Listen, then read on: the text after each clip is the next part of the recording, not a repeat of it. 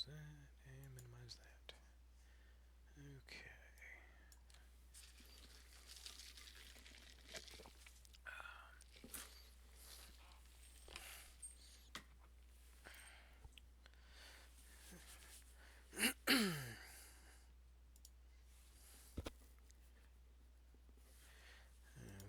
Okay. Well, let's get started, shall we? Hello, everyone, and welcome once again to Aniki Streams. Phoenix Wright, Ace Attorney, Part 7 for September 24th, 2016. I am your host, Aniki, and you might realize that this is not Sunday, like I had originally intended the sorry, the stream, or the OBS is being weird. So yes, originally I intended Sunday to be the next day I stream, but plans changed. So I figured I'd get it out of the way today. Well, get it out of the way. But to be honest, I kind of prefer the Saturday streams. Just makes it a little bit easier on me, especially since I like to do double length or extended length, I guess you could say. And this particular chapter, it's a bit of a doozy. It's going to be a long one. I don't know exactly how long. I probably should find out off stream. But in the meantime, I believe I will be able to make some progress. Now, in our last episode, we concluded the trial of Will Powers. Found out that he was actually going to be the original intended uh, victim of murder by the person who was going to essentially smear him via identity association issues. Thanks to a costume. Well, apparently, Jack Hammer decided he was going to kill the producer, director, lady, whatever, and wound up dying instead. And uh, so we were not anywhere. We were just not even really a victim. We were just in the wrong place, the wrong time. But now, in the next case that we are going to continue, we are trying to help out our good friend Miles Edgeworth because apparently he was out on a boat and decided to shoot someone. Maybe, but we don't actually know who the actual killer is, and so we now continue with the first trial to bring to light some evidence. And now let us continue, shall we? We shall. December 26, 9:44 a.m. District Court, Defendant Lobby Number 2. Karma? That's right, Manfred von Karma. He's the best prosecutor there is. He hasn't lost a case in his 40-year career. He is the god of prosecution, right? A god. Not a single case? He'll do anything to get a guilty verdict. Anything. Sounds like someone else I know, Edgeworth. You don't understand. I mean, he'll really do anything. Manfred von Karma is a man to be feared. That's quite a claim coming from someone who forges evidence. He taught me what it is, or what it really means to prosecute. What? Just picture a prosecutor as vicious as me, multiplied by a factor of 10. Ugh. So he was your teacher then, Mr. Edgeworth? Something like that. And now he's trying to get you found guilty. What a creep. Oh, wait. Maybe he's planning on losing on purpose to help you out. Not a chance. He hasn't lost once in 40 years. 40 years! Hello, Jack. How are you doing? Meow! What's with the meow? You're here for the stream. Oh, are you mad because I didn't introduce you? Well, you were in the busy of grooming yourself. Didn't want to bother you. Mm. But kitty. Kitty butt, you're such a kitty butt, butt, a kitty butt. Ba-boom, boom, boom. Okay, let's see now. Bunk. Come on. He's as ruthless as me, times 20. Well, that's pretty bad since you said times 10 earlier. That's pretty ruthless. Like I said, he's a god among prosecutors. I guess that's something like Mia was to me. Speaking of Mia, Maya? Uh-huh. We could really use Mia's help right now, don't you think? Oh. Huh? I can't. Sorry, I tried. I really tried, but I couldn't reach. You couldn't reach? I think it's because I haven't been training. My powers are weak again. Oh man, what bad timing. I'm really sorry. I'll try my best. I hope so. What are you whispering about? Oh, nothing. Well, it's time. Let's head in. December 26, 10 a.m. District Court, courtroom number 3. Court is now in session for the trial of Mr. Miles Edgeworth. Defense is ready, Your Honor. Oh shit, I need a name for him. He's very old, but he's actually a lot meaner too on top of that. I don't know. Yeah, I guess this will work. Mr. Von Kamma, is the prosecution ready? Fool. You seriously think that I would stand here were I not completely prepared? Right, my apologies. He's even got the judge scared. Very well, your opening statement, please. Decisive evidence. A decisive witness. What else could possibly be required? Nothing, of course. That should be fine. The prosecution may call its first witness. What's with this guy? Is he royalty or something? How am I supposed to fight against this? I call the detective in charge of this case, Detective Dick Gumshoe. Okay, Gumshoe's first. Let's see how this goes. Describe the incident. Now. Yes, sir. Detective Gumshoe looks nervous. Please take a look at this map. God, I need to distinguish. The murder happened late Christmas Eve, around midnight. There was one boat in the very middle of the lake. There were 2 men on the boat. Pete and Repeat. Pete fell out. Who was left? Now, there happened to be a woman camping here on the edge of the lake. At 12:10 a.m., she heard 2 pistol shots. Then the boat started to move. Went towards the boat rental shop and crashed into another boat. Overhead map added to the court record. Testify to the court about your arrest, now. Wait, Mr. Von Karma. Yes?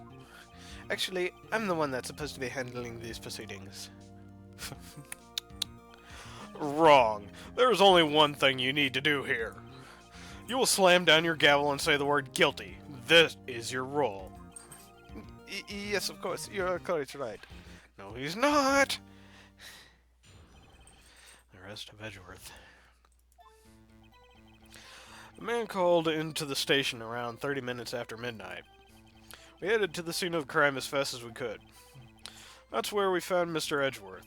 Now, I didn't suspect him of anything at all, but the next morning a body was found in the lake. So we had to arrest Mr. Edgeworth. I see. Very well. Begin your cross-examination, attorney. Now! I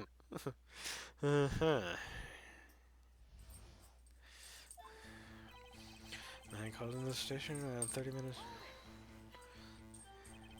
You received a call from a man? Yep. But you said there was a woman camping there. She was the one who heard the 2 gunshots, right? Objection. That woman and that man who called in the report are obviously 2 different people. Different people? There were 2 witnesses. Their testimonies were quite similar, however. Today I've summoned the woman who was camping. Woman who was camping. A lot of heart.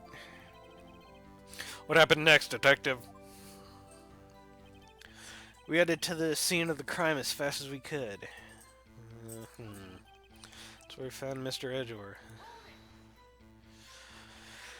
What was Mr. Edgeworth like when you saw him then? Well, and from what I saw, he looked pretty relaxed. Not like a murderer at all, really. Detective, the court requires the facts, not your opinion. How many years have you been on the force? Facts only, Detective. Hard, cold, objective facts. Yes, sir. Man, he's got his share of objections. Actually, might as well press this one just to be on the safe side. How long was it between receiving the report and your arrival at the lake? Hey, Bob Zombie, glad you could make it after all. Well, I'd say it was about 3 minutes. That's pretty fast. Our motto for the month is get there quick.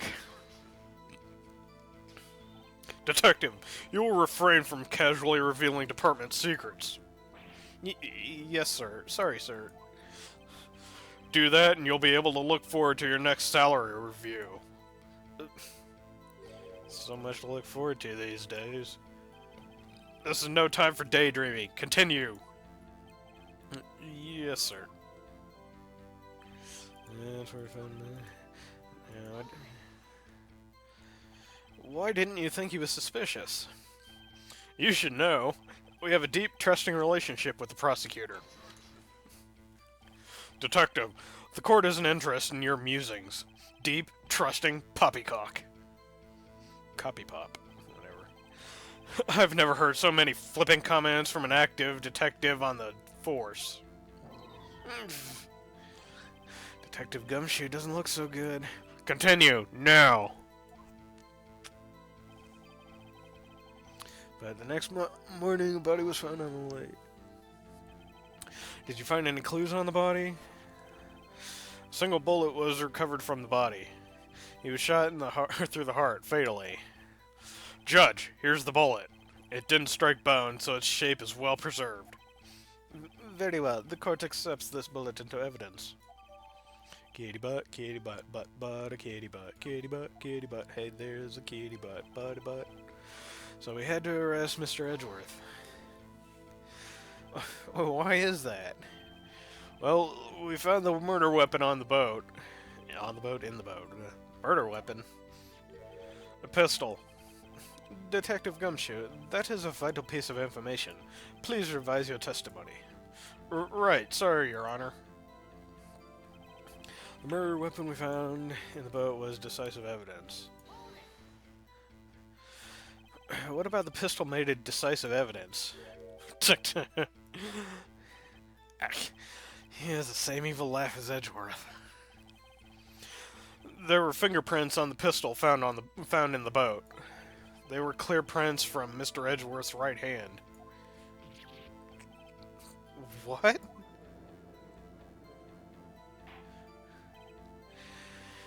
Order. So, Mr. Edgeworth's fingerprints were found on the murder weapon. Excuse me. Yes, Your Honor. Judge, this is the weapon in question. Accepted into evidence. Still added to court record. Members of the court, we now have the pistol used in the murder and the bullet found in the body. Detective. Yes, sir. Was the bullet found in the body fired from this pistol? Yes, the ballistic markings on the bullet match the pistol. Hey, Nick. What does he mean, ballistic markings? Shocking. To imagine someone here who does not know something as basic as ballistic markings. Nick, he's glaring at me. Very well, I'll explain. Actually, Judge, you do it. Me? Um, ballistic markings are like the fingerprints of a gun. The barrel leaves a barrel leaves distinctive marks on each bullet it fires. You can examine these ballistic fingerprints to see which gun fired the shot. It's quite accurate. Indeed. This leads to one inevitable conclusion. The bullet found in the victim's heart was, without a doubt, fired from this pistol. This pistol which, as you may recall, was covered with the defendant's own fingerprints. Order, order! This is bad. This makes it look like Edgeworth did it. Well, Judge, I'd say it's almost decisive, yes. Honestly, I could declare a verdict at this point. However... You wish to hear the witness speak, no doubt. Very well. I am somewhat fatigued, and so I will take a brief break. I will call my witness after the recess, which will last 10 minutes. Judge. Yes? What are you doing? A 10-minute recess, now! Wait, Just bang your flimsy gavel and get on with it, man. Yes. This court will take a 10-minute recess. Who's running this court anyway? December 26th, 11:09 a.m. District Court, Defendant Lobby Number 2. Edgeworth, what's going on here? Your fingerprints were on the murder weapon.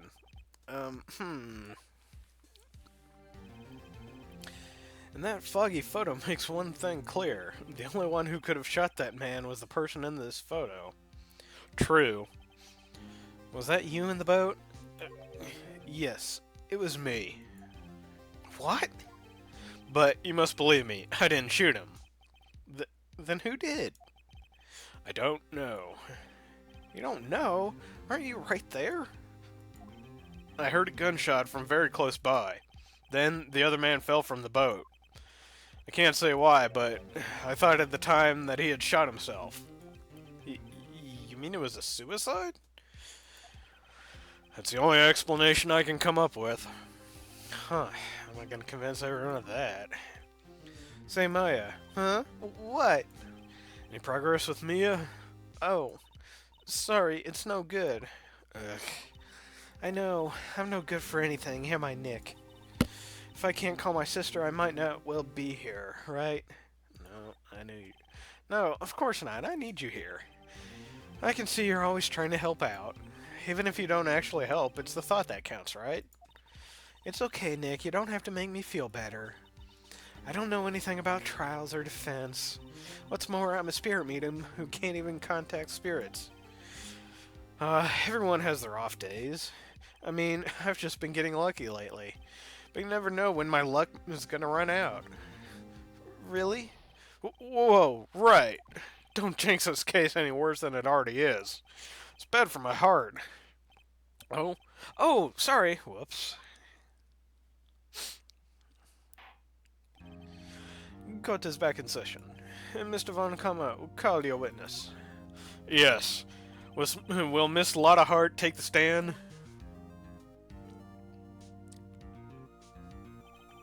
Lotta Hart, you're a research student at a university? That I am. Good.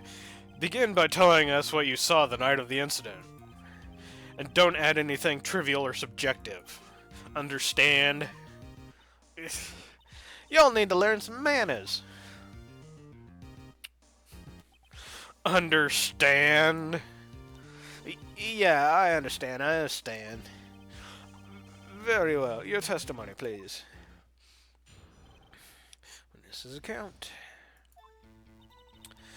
It was Christmas Eve, just after midnight, I reckon. I almost said redneck, I reckon. I was in my car. I heard this bang come up from the lake. And I looked out the window, I saw two gents in a boat. Then there was another bang. There wasn't nary a thing on the lake but that boat. Enough. Huh? Judge, she happened to take a photo of the incident. This is that photo. Accept it as evidence. Well, this is a surprise. This looks like the very moment of the murder.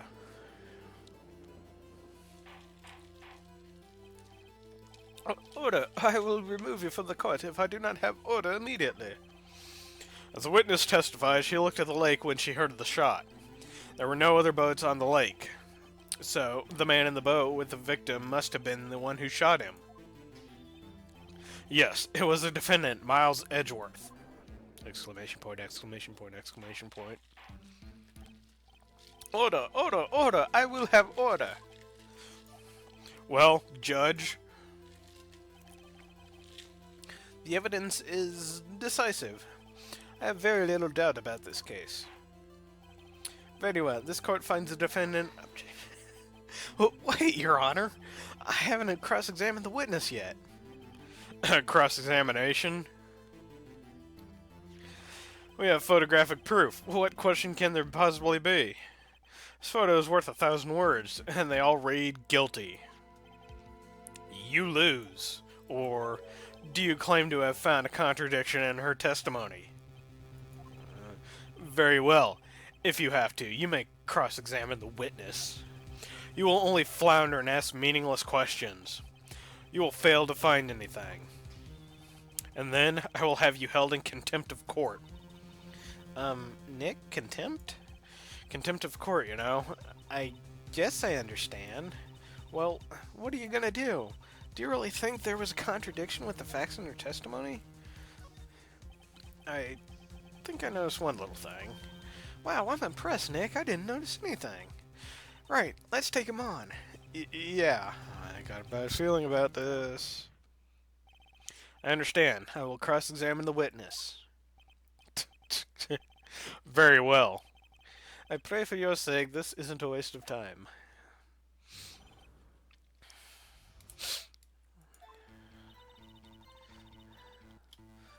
I was in my car, heard this bang coming from when I looked out the window, I saw two Jews.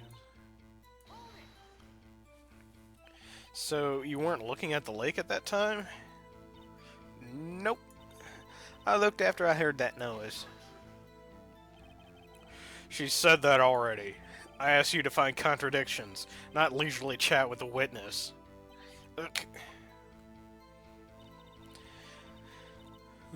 Two gents in a boat. Could you clearly see the two men? Just look at the picture. Clear enough for you? Uh-oh. Wait a second. I wasn't asking you about the photo. I was asking if you saw the two men. Yeah, well, of course. The witness has testified that she saw him. There's also a photo. You'd best look elsewhere for your precious contradictions. He jumped in quick. He's hiding something. Then there was another bang. Were you watching the very moment the shot rang out? Well, yeah, sure. You're asking meaningless questions. Meaningless. Contradictions, Mr. Wright, not meaningless babble. Don Karma, I think I hate you. He's trying to keep me from talking to the witness. To what end? Wasn't there anything on the lake but the boat? Are you sure about that? Yeah, sure as a country gal can be. That sounds pretty sure. How come you're so sure? Well, heck, I've scanned the whole lake. Scanned the whole lake? Almost sounds like she was more interested in the lake than the boat. Miss Hart, you... Mr. Wright, the witness has answered the questions in full. No need for further questions. Objection sustained. That's what I'm... Sustained. Yes, of course. Oh, great. What am I supposed to do now? There weren't any contradictions in there. Sorry, Nick. If only my sister were here. Maya's really taking this hard. It's Christmas Eve, just after midnight. Just after midnight, you say? In other words, it was no longer Christmas Eve, but Christmas Day. Huh? Yeah, well, yes. I know you want to find contradictions, but really. Ugh. I hope your next contradiction is a little more relevant to the trial. Witness, continue your testimony. I was in my car. Where are you camping there, anyway? I'm a research student at my university. I was taking pictures to use in my research. What research? This all sounds suspicious. Miss Hart, could you be more specific about your research? What does the witness's motive in camping by the lake have to do with the case? The answer is nothing. I object to this line of questioning. Objection sustained. Wait now. I'm the one who says that. Well, then say it already. Objection sustained. Thanks for nothing, Your Honor. Enough. I think we've heard all we need to hear, Mr. Wright. It seems you are unable to find a contradiction in the testimony worth noting. But, Your Honor... You keep your promise. Mr. Wright, I'm afraid that I will have to penalize any further outbursts by holding you in contempt of court. And if that happens, you'll have to leave the courtroom immediately. Understood? Uh-huh. Nick, Lada's testimony is fishy, Nick. Real fishy. I know what you mean, but if I can't say anything, what can I do? I believe we've covered the evidence sufficiently to make a decision. Then pass your judgment. Very well. Mr. Miles Edgeworth, please take the stand.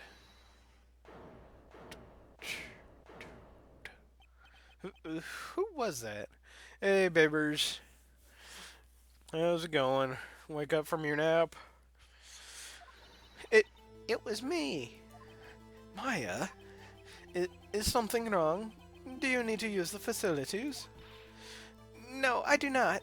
Lotta Hart, your testimony stinks. It's unclear whether you were actually looking at the lake. It's highly doubtful that you actually saw Mr. Edgeworth. Yeah, of course. It was the Kiki. Tell us the truth. This is a matter of life or death.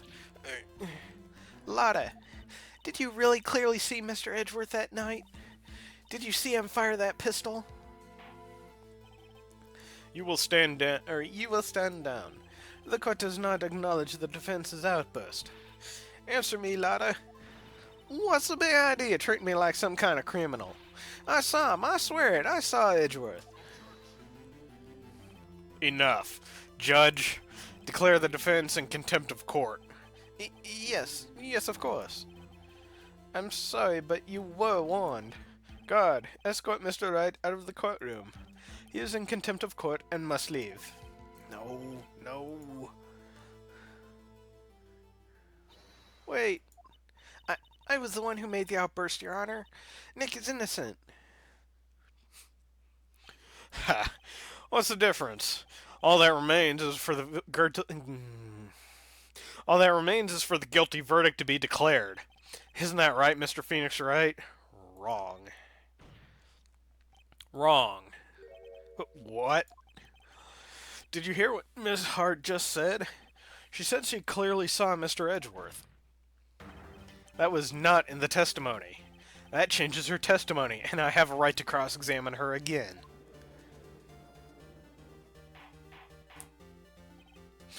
Order. You're in contempt of court. It's too late for wild claims. Judge, sustain my objection. I'm sorry, Mr. Von Comma, but I cannot. What? Miss Lotta Hart has made a new testimony. The defense does have a right to cross-examine her again. But he's in contempt of court. No, I am. If you're gonna arrest someone, arrest me. Very well, Maya Fey. You will leave the courtroom immediately. Nick, I did what I could. You have to do the rest. Good luck! You guys can hear me, right? I know I've been having problems with my mic setup and all that other fun stuff, but just wanted to make sure, you know. Okay, anyway. Maya.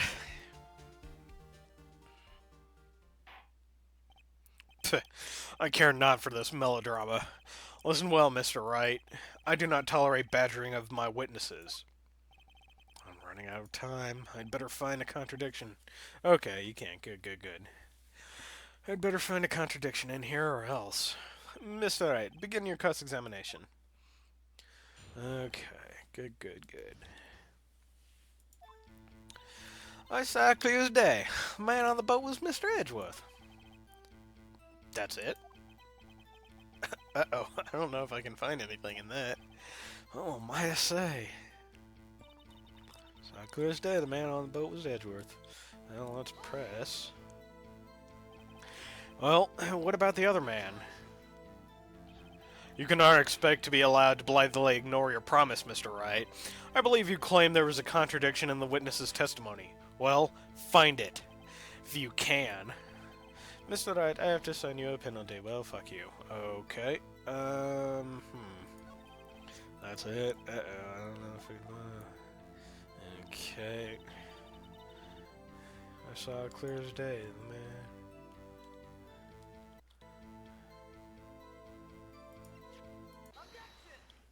Okay. Got you. Got you, Miss Hart, finally. What? You got what?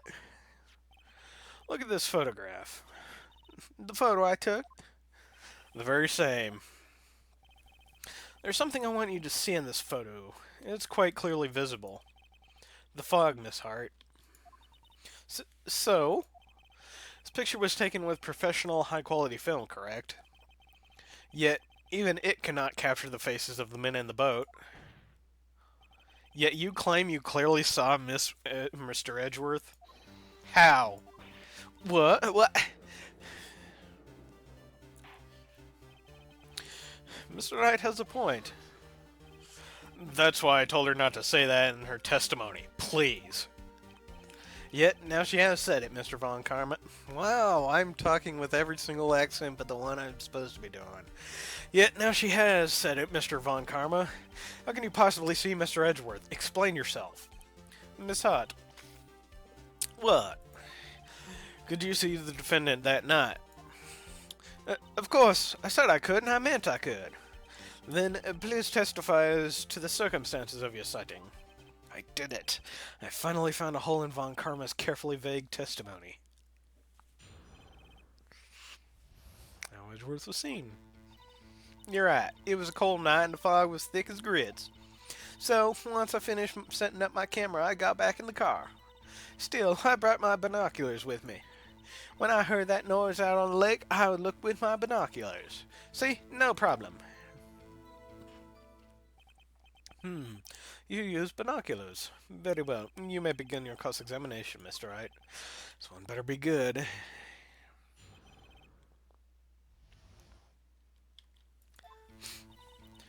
You're right. It was a cold night. So once I finished setting up my camera, I got back in the car. Still, I brought my binoculars. Binoculars? Yeah, binoculars. Yesterday, you mentioned that you were out looking for shooting stars, correct? Well, yeah.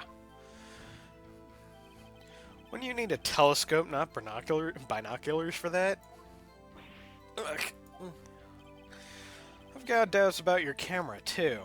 Was that really to take pictures of meteor showers? The camera is irrelevant to the case. You can't say that for certain. Mr. Wright, is the camera really relevant to this case? If you believe it is, you may continue with this line of questioning. But know this. If you find nothing with this, there will be consequences. Well, Mr. Wright? Do you wish to press further about the camera? Yeah, I thought you switched to Opera. Not Opera. Yeah, Opera. I thought you switched to Chrome for watching the stream, babers.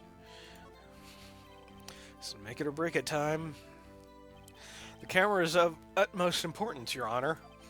It is, perhaps, the key to this entire case. Therefore, I will continue my line of questioning. Wow, maybe I went a little overboard there. Very well. Miss Hart, you will testify to the court about the camera. Yeah, I hear you. The camera was set up to take pictures of a meteor shower. Miss Hart, what made you choose that lake to photograph meteors? You know the fog gets thick on that lake. It's not very suited to stargazing. Well, yeah, well, you see, I guess I wasn't thinking too straight. Mr. Wright, I will not have you badgering my witness because of her challenged intellect. Whoa. Now, wait a minute. Continue your testimony. You were saying how it was that you saw. Continue your testimony. You were saying how it was that you saw Edgeworth. But and didn't feel like opening a window. Yeah. Okay. No unnecessary comments, please. Noise on the lake. I looked with my. The camera was set up. Wait a minute. You were photographing shooting stars? That's a lie. Says who? I saw the camera you set up yesterday. It was pointed directly at the lake. You have to point a camera upwards to take photos of the stars, Miss Hart. Ugh. Mr. Knight, what are you driving at? The witness was not at the lake to photograph shooting stars, Your Honor. Well then, what exactly was she photographing? Your Honor, take a look at this. What was Miss Hart trying to photograph at the lake? That's Gordy. Miss Hart, this is what you were trying to photograph. What's this? A newspaper article? Gordy? Ah, the sighting at Gord Lake. Well, Miss Hart, I never heard of no lake monster. You got proof or something? Let's see you prove that I was down at the lake trying to photograph this Gordy.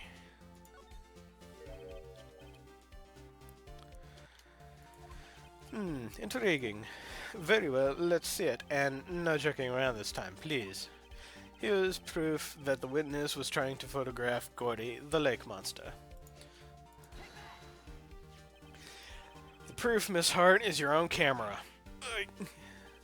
Your camera was set to take photos in response to loud noises, correct? Thus, this photograph here, taken when a gun fired on the lake. And here, this article about Gordy. According to this article, Gordy made a loud noise when it emerged. Well, you were trying to photograph Gordy, weren't you? That's why you had set your camera to respond to loud noises. Order. I see. I too thought it was a little strange. Yeah, sure. Well, Miss Hart, you were camping there to try and take a photo of Gordy, weren't you? Yeah. Not bad. Are all y'all lawyers that smart? So smart, boy. I was down there trying to photograph Gordy. You got me. So what? Huh? That don't change what I saw, does it? Exactly. What you just used several precious minutes of our time to prove is nothing more than that the witness is an idiot who thinks monsters exist. Hey! But as she so succinctly said, so what? It changes nothing. Not true. You were hiding the whole thing about Gordy for some reason, I know it. But what could it have been? Whatever it is, I'm getting to the bottom of this. Excuse me for a second, I need to blow my nose.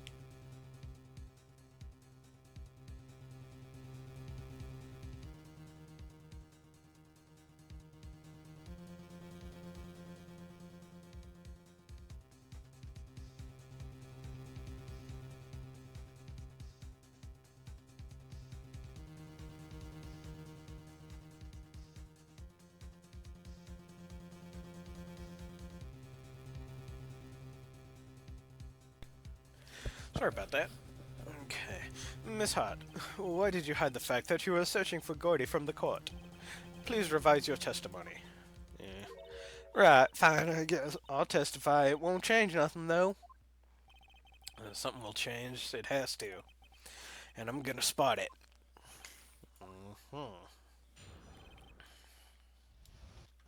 Elijah's new testimony. Actually, I'm not a research student at a university. I'm an investigative photographer. Imagine what a scoop it'd be if I got a hold of that monster. That's why I was camping out by the lake, but that's all I was hiding. When I heard the bang, I looked right straight out at the lake. There wasn't much else to look at, so I just watched the boat the whole time. Then I saw a flash near one of the men's hands, and I heard another gunshot. I was looking right at the boat the whole time, crossed my heart and hoped to fry. Wait a minute. Oh, Mr. Wright, you may cross-examine the witness. The witness's testimony is unchanged from before. Whether she is a research student or a photographer has no bearing on this case. There is no need to waste more time with another pointless cross-examination. I claim the defense's right to cross-examine the witness, Your Honor. Von Karma's up to something, I know it. He doesn't want me to cross-examine her because... Why? Was there a contradiction? Very well, you may begin the cross-examination. You seem sure of yourself. You must have something in mind. Ha! That would be a first. Very funny. You understand that this is your last chance at cross-examination, Mr. Wright. If there is no problem with the testimony this time, we will let the witness leave. I will announce my verdict at that time, Mr. Wright. Understood? Yes, Your Honor. Okay. Actually, I'm not a research student. I'm an investigative photographer. Imagine what a scoop would be if I got a picture of them. So I was camping out by the lake, but that's all I was hiding. I think it's time you told us why you felt you had to hide your true purpose at the lake. Heck, if I were got out what I was up to, the lake would be swarming with competitors. Competitors? Yeah, second-rate shutterbugs trying to steal my scoop. Ah, is that the only reason you were hiding the truth? Well, actually... Mr. Wright, I'll not have you asking questions with no relevance to this case! Exclamation point, exclamation point, exclamation point. Whatever you say, Von Kammer, I know you told her to keep quiet. When I heard the bang, I looked... Wait a minute. Exactly what sort of sound was it? Well, I never heard one before, so I can't say for sure, but it sounded like a gunshot. It was a lot sharper a sound than I would have expected. Wasn't much else to look at, so I watched the boat the whole time. Wait a minute. There wasn't much else to look at? Yep. I don't know if she heard a bang and she thought Gordy was out there. Kinda doubt she'd waste any time looking at a boat. What? What do I do now? What are you giving me that look for? Definitely suspicious. Maybe it's time for some evidence. Witness, continue. Hold your hush puppies, Pops. I'm getting there. So, flash. Huh. I'm gonna try here. Nope.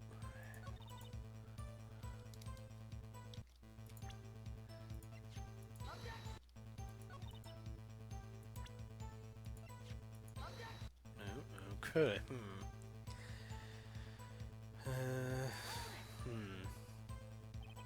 There wasn't much else to look at.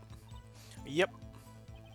I don't know. If she heard a bang and she thought Gordy was out there, kinda doubt she'd waste any time. Definitely suspicious.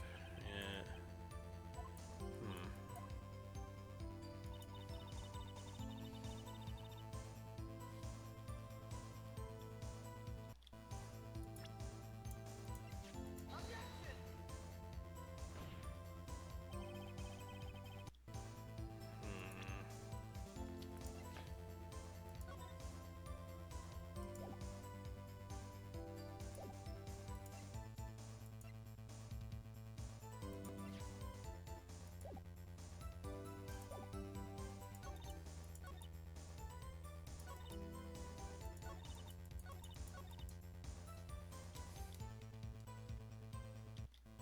Wait, where's there... If there were two bangs, why was there only one camera, or one photo.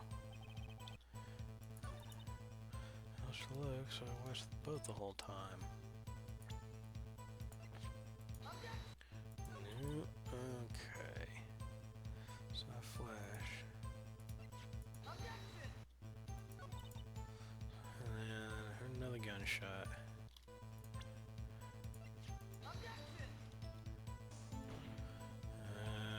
No. Better find some sort of contradiction in this testimony. Another gunshot. Okay.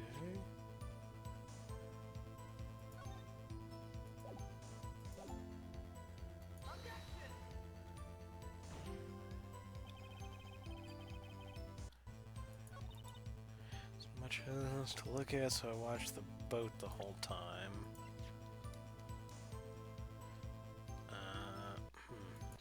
There we go. Okay.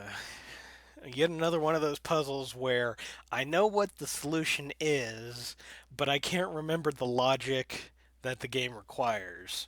Because, you know, I'd be, like I said, if there was two shots, why was there only one photo? Okay.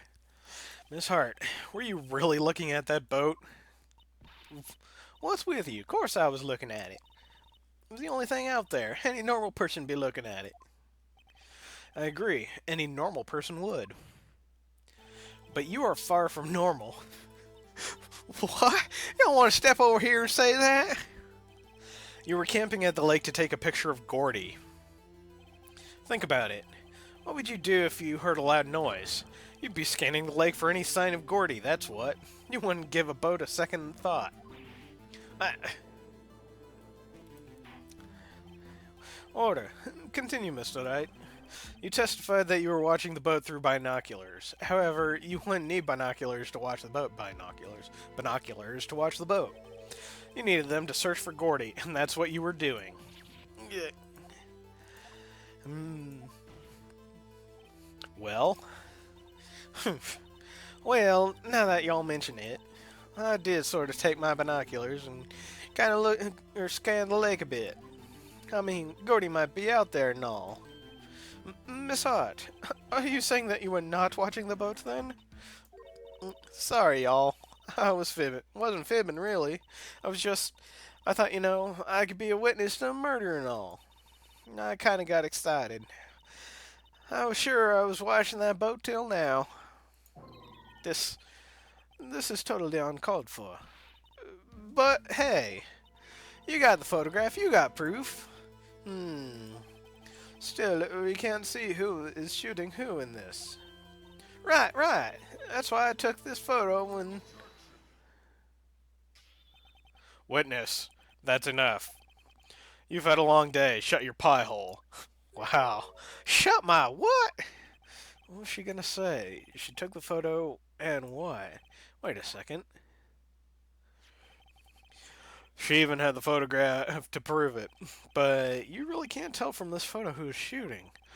That's why she's gonna enlarge the photo. She said it'll drop the quality of but should let us see who's who. Speak up a hair. Okay, sorry about that.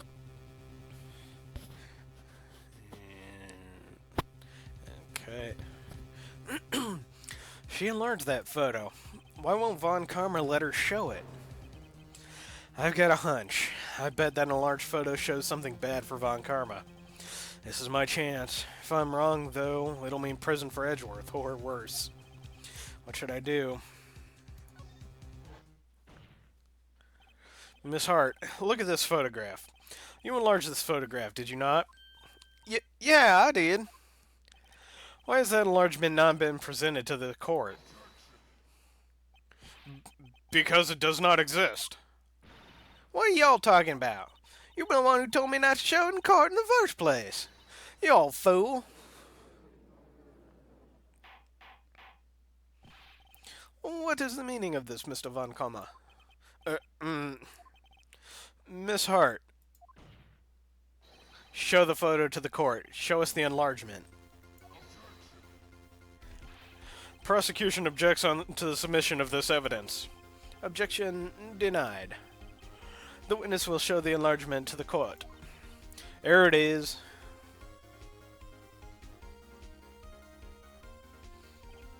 We still cannot see who is firing in this. It could be the defendant, or maybe it's not. Regardless, I'll accept this as evidence. Photograph, add it to the record. Happy now, Mr. Wright? There has to be something. You asked for the enlargement, you got the enlargement.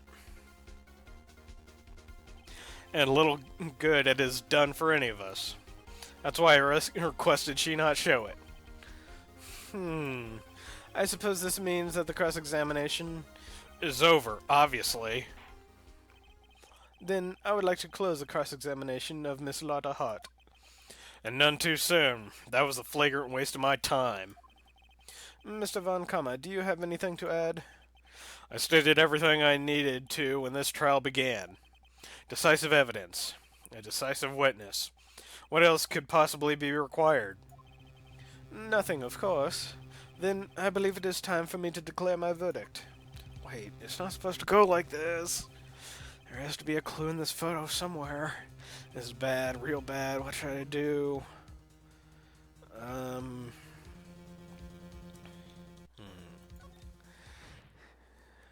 Your Honor, there is something decidedly strange with this enlargement. What might that be? Mr. Wright, you will show the court what you mean. What about this photo is strange? Okay, here goes nothing. I'll show the judge what's strange about this photo. That would be the hand.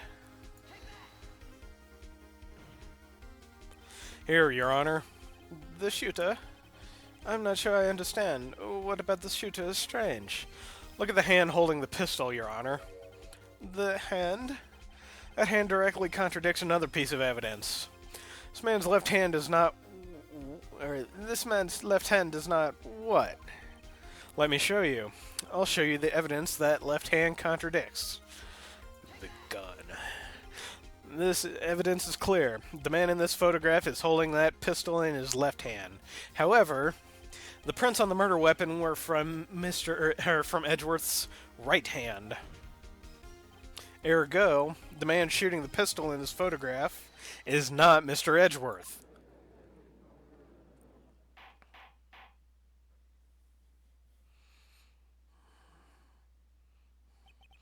Now that everyone in the courtroom has quieted down, I would like to reconvene this court of law. Mr. Wright? Yes, Your Honor? You have given us definitive proof today. We now know it was not Mr. Edgeworth who fired the pistol that night.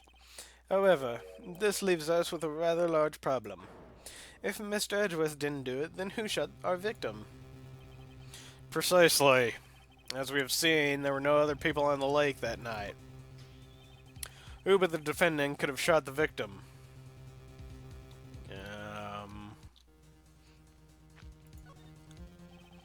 only one explanation remaining. The man who shot the victim was none other than the victim himself. Mumbling pretty bad. Sorry about that. I've been a little I've been a little bad at talking today. So, you're saying the victim committed suicide?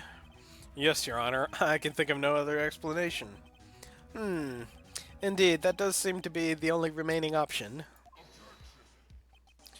I'm so very, very sorry, Mr. Wright, but suicide is out of the question. What? An examination of the victim's wound reveals the distance at which he was shot. The distance? The victim was clearly shot from further than a meter away. A meter? That's 3 feet. Very good, Phoenix Wright. There is no way it could have been suicide. Order, order. Mr. Von Kamma, are you sure of the accuracy of your data? Of course, I had already considered the possibility of suicide, you see. Autopsy report updated in the court record. I see. Very well, allow me to state my opinion. Considering the situation, the shooter had to be the defendant, Mr. Edgeworth. However, the prints on the gun reveal that the shooter was not Mr. Edgeworth. This is a conundrum. Therefore, I would like to suspend proceedings for this trial for the day. The court orders the defense and the prosecution to further investigate this matter.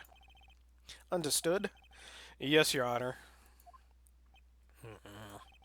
That is all. The court is adjourned. Here, maybe if I kick it up a little bit. December 26th, 1:15 p.m. District Court, Defendant Lobby Number 2. Phew, that was a close one. Hey, don't you have anything to say? No, I have yet to be declared innocent, right? Well, yeah, but what happened out there on the lake anyway? If he didn't commit suicide, then who? Shooter was about a meter away, too. What? Don't give me that look. I did not kill him. I was just kidding around. Look, I'm gonna go check on Maya. Oh, right. Tell her something for me. What? Tell her to watch what she says in court. That's all. Yeah, I'm sure she'll be happy to hear you say that, Edgeworth. Jerk. I requisitioned a transcript of Lotta's entire testimony. I thought it might give me some ammunition for the trial tomorrow. Of course, she didn't see the shooter, so the only part of her testimony that stood was the bang she heard. Lotta's deposition added to the court record. To be continued.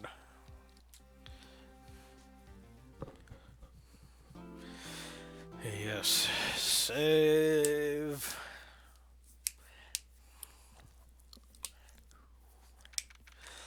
December 26th, Detention Center, Visitors Room. Maya. Hey, Nick, it's you. I'm glad Mr. Edgeworth made it through the day okay. It's a relief. Hey, why'd you do that anyway? I don't know. I just knew I had to do something. I know I'm not the lawyer my sister was. I'm sorry. Well, you did save the trail. Just behave from now on, okay? Okay. Questioning. Have you been questioned yet? No, not yet. Detective Gumshoe was here just now. He said, seeing as this is your first offense, we'll let you go after questioning. Phew. Oh, and he wanted me to get bail money ready. You can pay for me, okay? Huh? How much? I don't know. I guess they'll send you a bill or something. Why do I picture giant bales of money whenever I hear the word bail? Any luck with Mia? None. I can't get through to her at all. I tried. I really did. I don't know what to do. I think I probably shouldn't have stopped my trying. She sounds like she really did do her best. I should check and see if there are any waterfalls in the local area. I wonder if I'll ever see my sister again.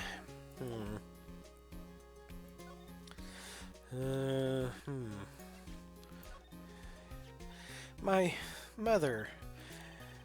Now that I've shown her the picture, I'm not so sure it was the right thing to do. No, I'm pretty sure it was the wrong thing to do. Okay, well, Isn't that the enlarged photo Lotta was talking about? Huh. It's nice and big, but you can't really see the faces any clearer, can you?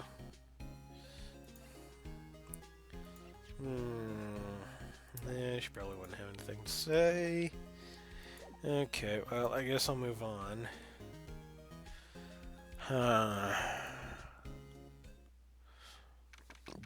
On December 26th, Gourd Lake Park entrance. There are fewer than there were yesterday, but the cops are still around in the park. Wonder if Detective Gumshoe was here today. Gourd Lake Public Beach. December 26th, Gourd Lake Public Beach. Haven't seen Larry today around at all. Probably off pan through the nose on a date with that lovely Kiance. Getting back into WoW. Hi, I didn't know you played WoW. What server are you on? Okay, December 26th, Cord Lake Woods. Hey, Detective Gumshoe. Hey, pal. Trial today at, Yes, what about the trial? Well, I was gonna say good show, but it wasn't really all that. Though you did save Edgeworth, I guess. I just wasn't sure how to thank you, you know? Lothar. Huh, well, we're on Blackwater Raiders if you want to hit us up, or Shadow Council if you want. They're joined up now. Thanks. Detective Gumshoe? Any idea what strategy Von Karma is planning for tomorrow? Sounds like he's bringing in another witness. Another witness? Oh, right, he said something about that in the trial today. There were 2 witnesses. Thank you for that cutscene. We really needed that. I was wondering who that other witness was. Who was it? Sorry, pal. As much as I'd like to, I'm not at liberty to divulge that information. Right. Oh, right. I wanted to ask you something about Edgeworth. What's up? Is he afraid of earthquakes? I had never heard anything about that before. Mr. Edgeworth doesn't talk about himself too much, see? But there's one thing that's clear as day. Him hating crime the way he does, and him becoming a lawyer, and him being scared of earthquakes. It all started with that incident. The DL6 incident? Yep, that's the one. 15 years ago, when he saw his father shot before his eyes. Still feels the pain now. You can see it in his eyes. I wanted to talk to you about Maya Fey. Huh? She's not on bail yet? That's strange. I told them to let her go as soon as they had their report written up. Man, I don't know what would have happened in that courtroom today if it weren't for her. Seeing her getting dragged out by the bailiff, I'll be honest with you, pal, I shed a tear or two. Edgeworth, he was so moved I saw his lip tremble. Really? Cold as ice, Edgeworth? He was really grateful for what she did, you know. I'm gonna head back to the station. I'll get the report on Maya and get her out of there as soon as I can. Thank you. Oh, wait, I was wondering, how much is bail gonna be? Don't worry about that. Mr. Edgeworth is posting the whole amount. What? Edgeworth? Didn't I tell you? He's grateful to her for what she did. Alright, pal. Well, don't forget to go pick her up, okay? Maybe I can get Edgeworth to pay this month's rent, too. Well, let's see. Nothing really here. Nothing here. Anything at the boat rental shop? December 26th, boat rental shop. Looks like the boat rental shop is closed today, too. Well, that's just lovely. Small boat rental shop. Doesn't look like anyone is around. They're probably closed because of the murder. Well, guess let's go pick up Maya. Move. Cord Lake entrance. Move. Detention center. December 26th, detention center. Visitors room. Hey, Nick, you finally came. I just finished the paperwork. I'm free to go. Free at last, eh? Those interrogators were really mean. They were like, okay, what did you do this time? Like I was some kind of criminal. Can you believe it? Well, they let you out in the end, didn't they? Oh, that reminds me. Thanks for bail. Thank Edgeworth. Huh? He posted bail for you. Said he was grateful for what you did. Mr. Edgeworth did that? I have to make it up to him. We've got to win this case, Nick. Okay. What do you think we should do next? We're kind of lacking in clues, department. We could go to the park and look for Gordy.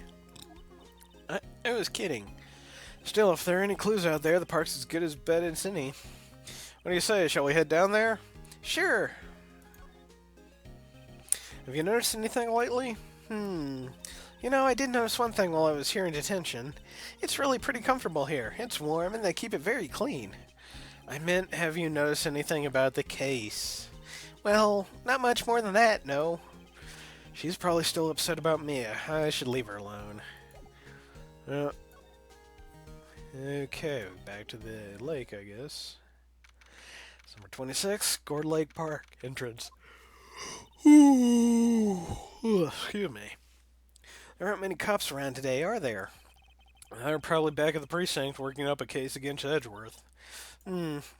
Hey, y'all. Hey, it's Lotta. Y'all really did it today. What did we do now? No, I'm not complaining. See, I did a little thinking, a little self-reflection, you might say. I realized that being a witness is a mighty big responsibility. But I just went up there and started blabbing any old thing that came to mind. Lotta. So, you see, I want to make it all up to you all. Make it up? Okay, She gonna have a three-way? What'd you think of the trial? To be honest, I was doing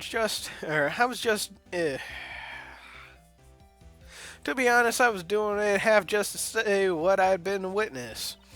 Even though I didn't really see anything. I kind of convinced myself I had, though. Ooh, still raining outside. Lots of thunder. Whee! I'm sorry, I know I caused y'all a lot of trouble. Well, memory is a tricky, vague thing.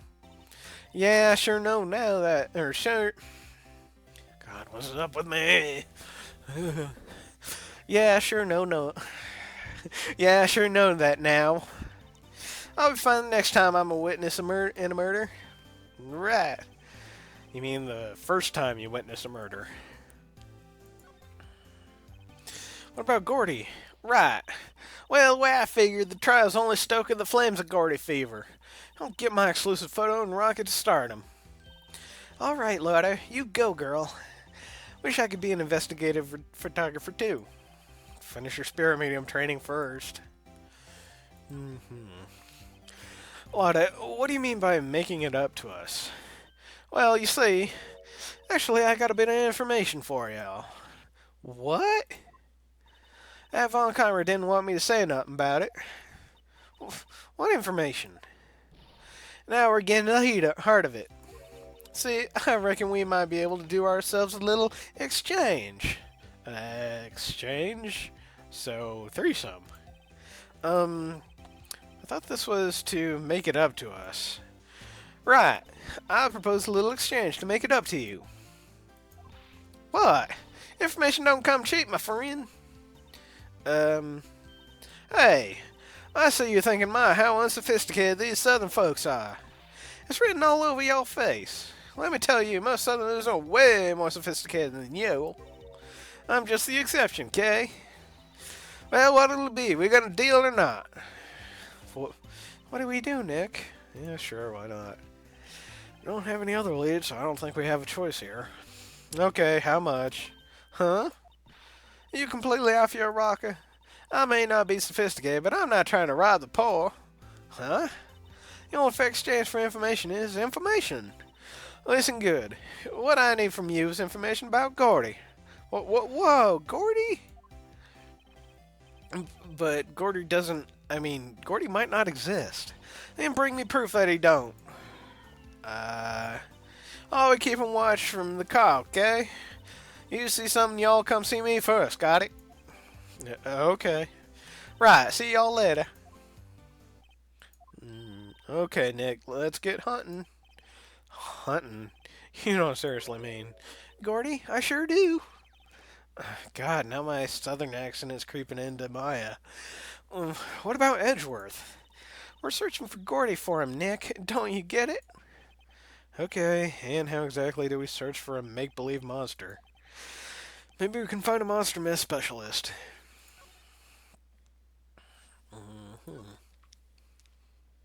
What the fuck?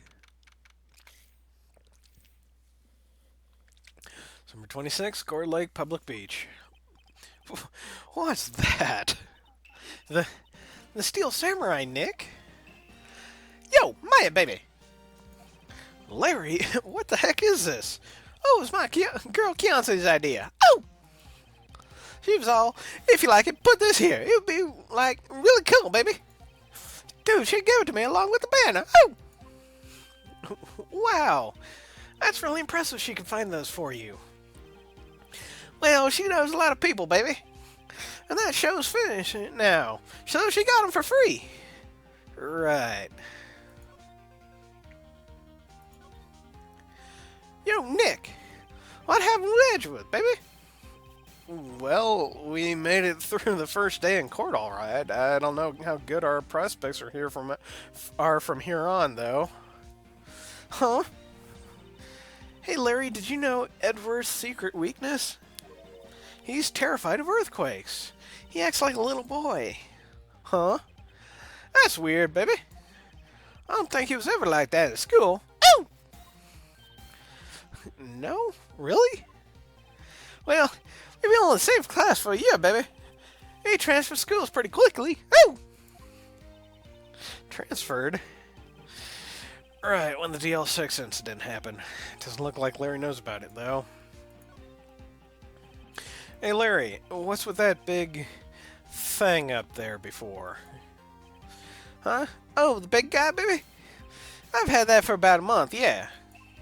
It's a big hit with the kids. Oh! Why wasn't it there yesterday? Huh? Huh? Oh, right. The compressor was busted. Oh! Compressor? Yes, that little unit by my hot dog stand. What I used to put the air in this Steel Samurai. Oh! It broke a little while ago, so I sent it in for repairs. Oh. And here I thought you'd inflated it by yourself. Okay.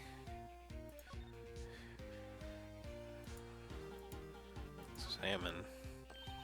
Hey, Nick, pinches. That's not what I was looking at. Maybe I have a dog. I think not. It's too cold to sit and eat hot dogs out here. Wimpy city boy. You should try standing under a freezing waterfall sometime.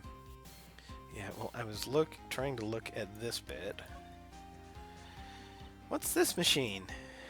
Ah, that's a compressor, baby. I use it to fill up the balloon there with air. Oh! Huh? Neat.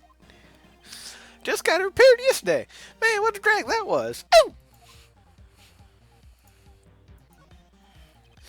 Doesn't that Steel Samurai look a little out of place? I mean, it's so huge. Guess it's good advertising. Something about this Steel Samurai just doesn't work for me. Huh? Really? Looks pretty well made to me. Still a novice, aren't you, Nick? Really? True connoisseurs like Cody and me don't fall for this kind of stuff. These Steel Samurai fans are obviously in a league of their own. Yeah, he is a little pudgy, ain't he?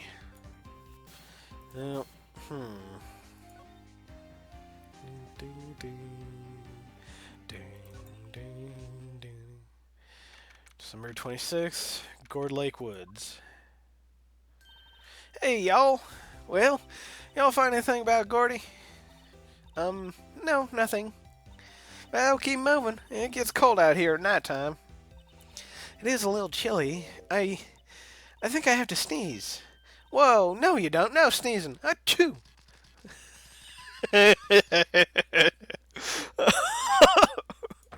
I told y'all, no sneezing. See, I set the camera to respond things a little softer than a bang.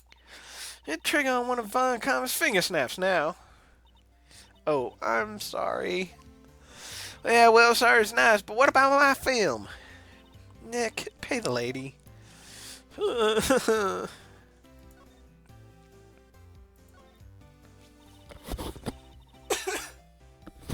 I learned something today. It's trial, that's for sure. Testifying is serious business. That's why I decided not to talk about that case anymore. Huh? Whoa, didn't you say you had information about that case? Tell us that at least. Like I said, I'll trade it for the dirt on Gordy. What are you going to do if Gordy doesn't exist? I'll quit being an investigative photographer.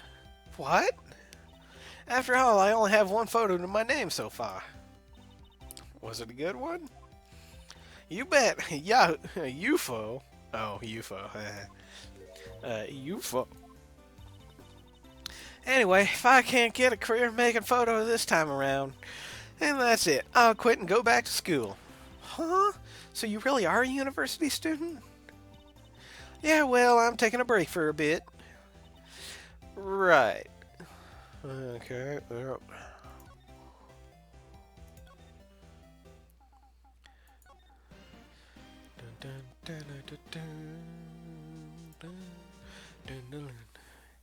December 26th, boat rental shop. It's always so quiet here. I wonder if the boat shop is closed for good. Well, with the murder on the lake and all, they're probably just taking a vacation until it blows over. I get it. Yeah, jewel crafting minigame. I think that was new. I know there's a Blingtron Sergey game, but I haven't gotten to that far yet. There's more forced off that way. I doubt I'd find any helpful clues in there.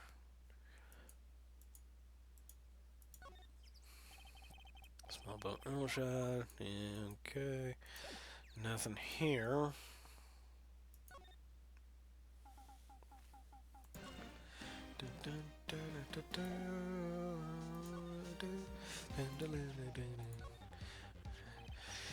This guy's selling my dogs faster than I can cook them. Ooh!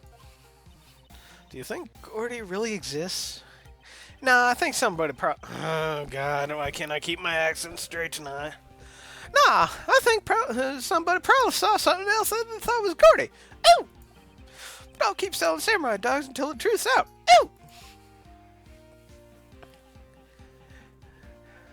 Yeah, money is holding you back right now. Okay.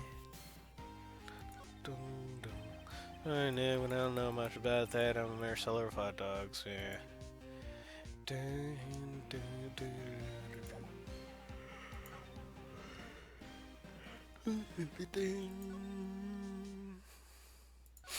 Well, anything in criminal affairs?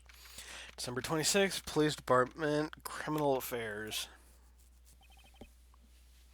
Hey there, pal. What's up? You look out of sorts. Wait, you didn't go and do something that's gonna hurt Mr. Edgeworth's case again. What do you mean again? Whatever, have a seat, pal. I'm here for you if you need anything. Besides money, that is. How's the investigation proceeding? It's not, really. We have another meeting coming up. We're supposed to talk about Mr. Edgeworth's motives. His motive? See, Mr. Edgeworth's father died in the DL6 incident. And the guy who got the lone suspect declared innocent was the victim in this case. Robert Hammond. They're saying that's why Mr. Edgeworth shot him. And Edgeworth never talks about his past. I'll bet they'll drag that out and hit him with it in court tomorrow. Poor Edgeworth. I gotta admit, it doesn't look good, pal. Say, Detective Gumshoe, do you know Gordy? The monster down in Gourd Lake? Not personally, no. Well, we're looking for him. Huh? Are you out of your minds? Eek! You got time to go wild monster hunting? How about doing a little questioning for me, then? Oh, Detective Gumshoe is scaring me, Nick. Told Detective Gumshoe about the deal with Wada. Nick, try telling him sooner next time. Sorry. I see, pal. Sorry for shouting at you. Okay, I, Detective Gumshoe, will aid your search for Gordy. Huh? I'll loan you one of our newest secret weapons for finding evidence. Really? You can take whichever one you like. Secret weapons. I want a flamethrower. Okay, give us the goods. Hold on now, everything in due time. First, let me show you to them. These are our best and brightest. Introducing secret weapon number 1, Missile. Missile! Missile? He's a canine police dog still in training! Missile! Missile, Missile. Here, boy. It is Missile! Holy shit! Wow! That's really cool. I mean, this came out before, oh, you play a Rouge too, Bob Zombie? I have one of those. But yeah, we got a dog named Missile who looks like a Shiba Inu, sort of, which is kind of what uh, Missile looked like. No, Missile was a Pomeranian. I take that back. But you know, Missile the dog and Missile the dog, and since Ghost Trick was by Capcom, at least I'm pretty sure it is, and it happened later, it very well could be a reference or something. Here he is. Hey, he's cute.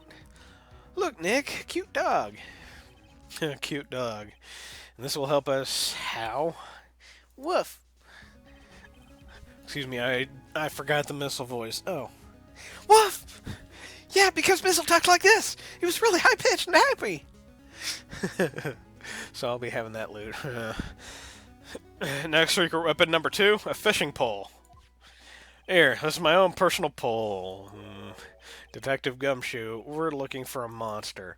Yeah, how are we supposed to catch a whole sea monster with a fishing pole? Never know until you try, pal.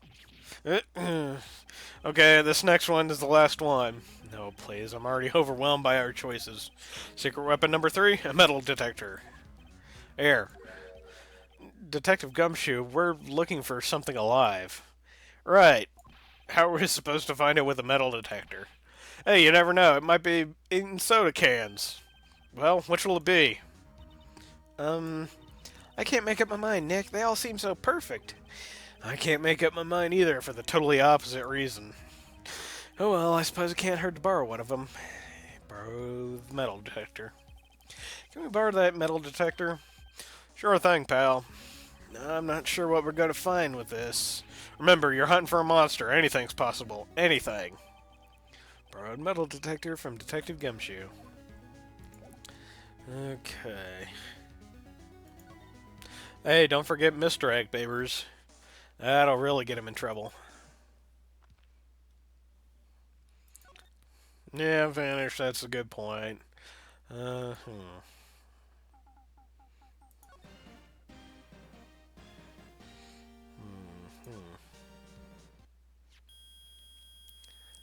Ow. Nick! It's beeping! The metal detector found something! Sure is loud enough about it. Whatever it is, it must be in those bushes. Go check it out, Maya. Why do I have to check it out? Nick! Look! Huh? An air tank? Huh? This valve looks broken. I thought it was Gordy. Maya, first of all, why would Gordy be in the bushes? And second of all, why would a metal detector react to a sea monster? Oh. Huh? There's something wrapped around this air tank. It looks like a string of flags? Well, we might as well take it with us now that we found it. It's heavy. Okay, it picked up an air tank of dubious value. Well, we know someone with a valve, and look at all those flags. I wonder if that's coincidence. What? An air tank, baby. What about it? Oh! Larry, I wanted to ask you about this tank. Is it yours? Say, is this air tank yours? Why would I have a thing like that? Ooh! Look, see how there's a string of flags around the tank valve? It's just like the string of flags around your steel samurai there. Must be a coincidence. Ooh! There's strings of flags everywhere these days, baby. Like elementary school. And used car dealerships. Look, why would I need an air tank anyway? To inflate something? You used this to inflate that, didn't you? Inflate what? What else? A big puffy steel samurai. Nobody would go ask me a question like that. Ooh! Looks like I hit the nail on the head. Right. Actually, see, the compressor I always used was on the fritz. So I tried using the tank to inflate it just once, baby. And, didn't go so well. Ooh! As I suspected. That's more about the tank. It didn't go so well? Yeah. Do you think you could be a little more specific? Come on. Look, it's embarrassing, so I really don't want to talk about it. Tell us, tell us. Fine. Whatever, baby. It's like I said, the compressor was busted. So I took the tank and tried to fill the samurai up with it. Oh! And then, blam. Man, look at that thing fly. Valve busted open and made this incredible noise. Oh! And that tank there took off like a rocket. And it took my poor deflated steel samurai with it. What? Off into Gourd Lake? Sure scared me out of my gourd, that's for sure. Oh! So anything and then talk. Flying air tank. So the tank and the steel samurai you were trying to fill up flew away. What happened next? Well, all that happened on the 20th or so. Oh! The 20th, a week ago. Now, as far as I could see, the tank went flying out into the lake, baby. Someone went out every night in the boat looking for it. I mean, he also gave me that steel samurai after all. Oh! And when'd you find it? Just the night before last. Flew way out there. Took me 4 whole days to find it. Oh! Night before last was the night of the murder. Sorry for not telling you, Nick. Actually, I was there on the night of the murder, baby. But, you see, I went home before midnight. Oh! So, you don't know what happened? Nah. That's too bad. It's not all bad. We've solved one mystery at least. A mystery? Maybe we should go tell her.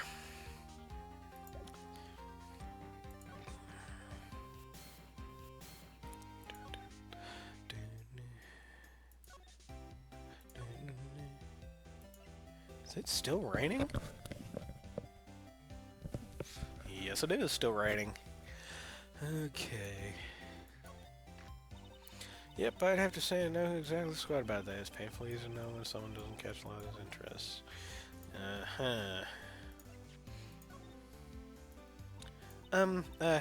You know, I was wondering, yeah, what if you get a picture of Gordy and it turns out like the enlargement did?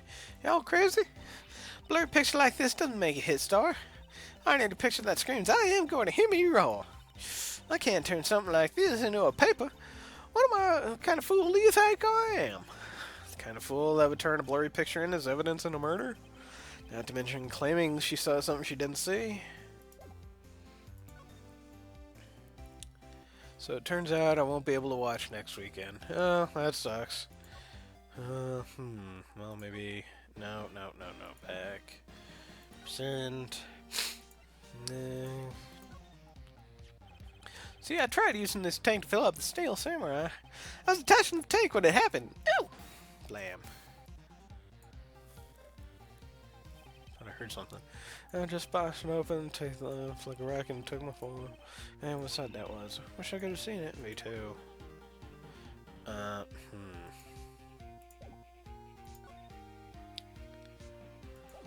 tank. Oh, wait, maybe I just talk to her. I don't present. Talk. Gordy. Well, Mr. Lower, I got the info y'all need. Y'all got the scoop on Gordy for me yet?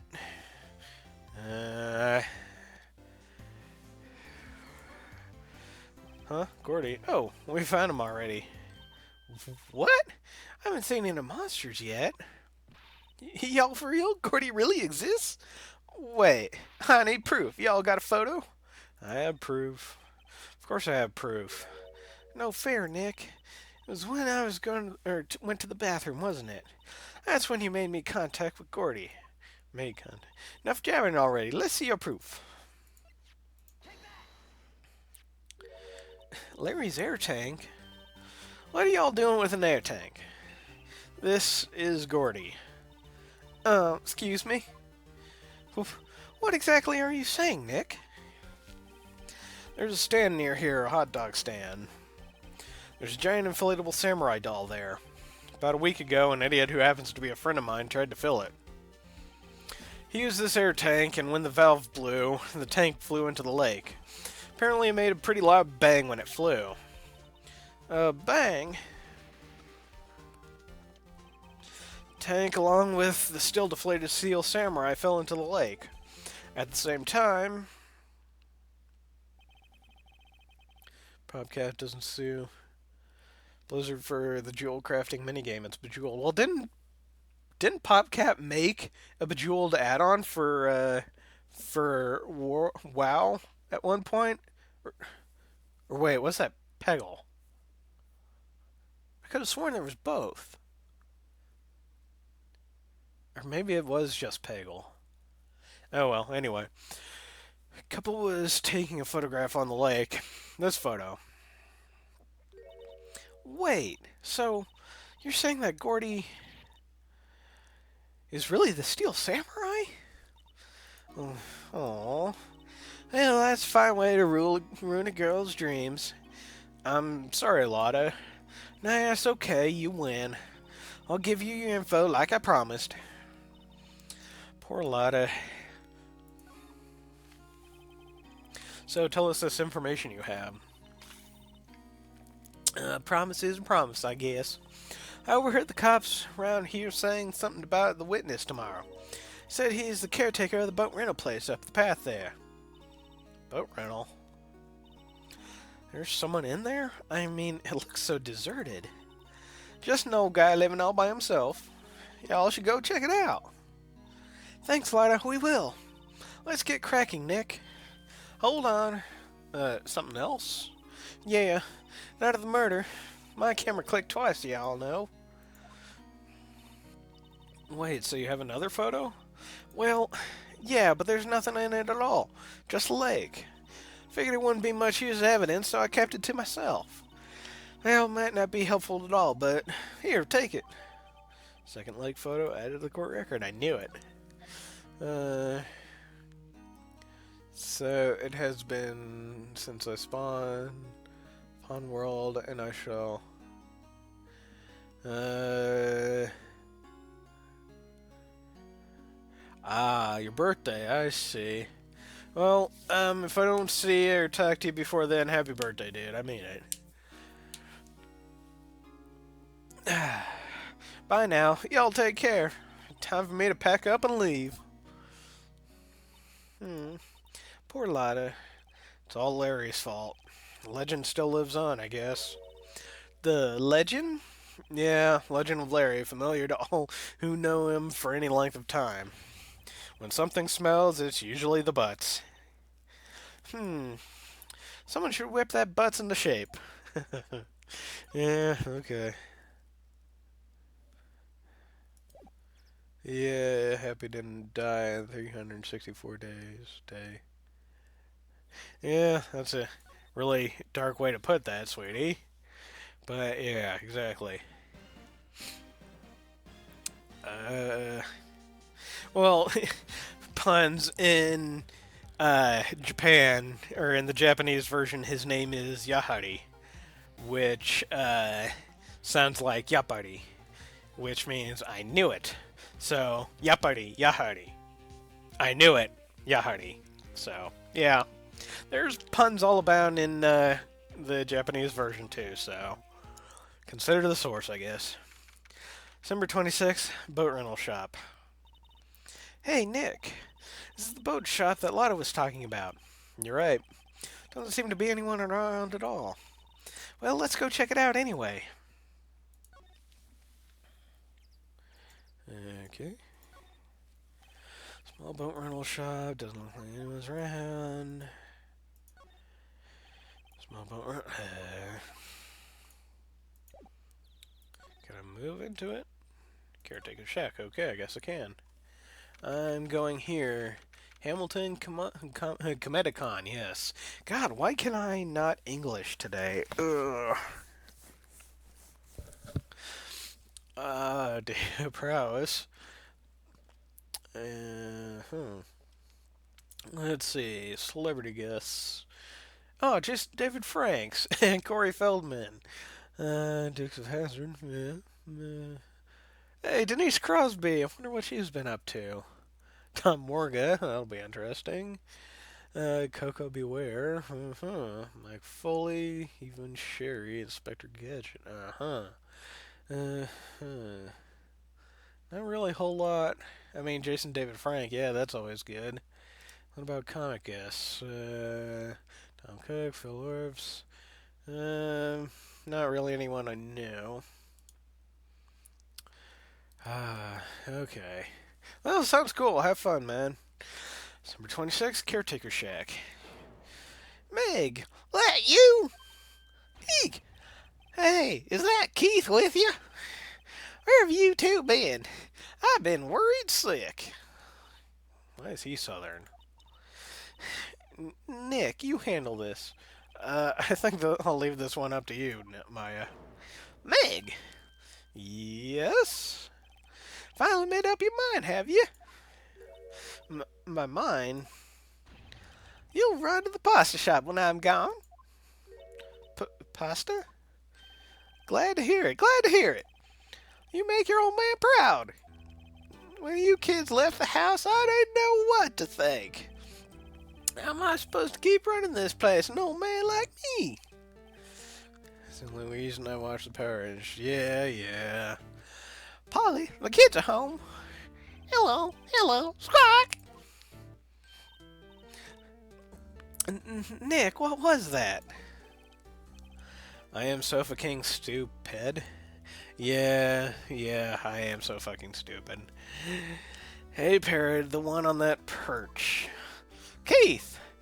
Yes? I leave the wet noodle in your capable hands, sonny. Man, I don't like his voice. Nick, what's the wet noodle?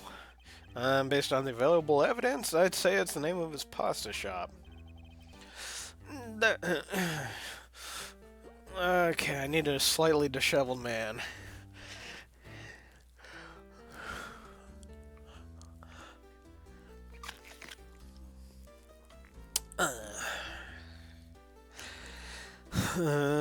What's really... No. He's kind of... Or he's old, he's kind of senile. That's a relief, isn't it?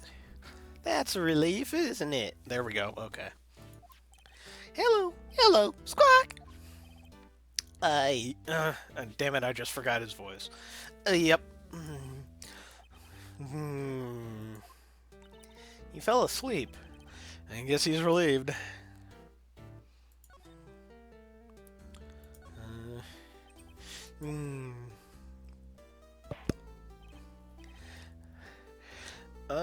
Pasta shop?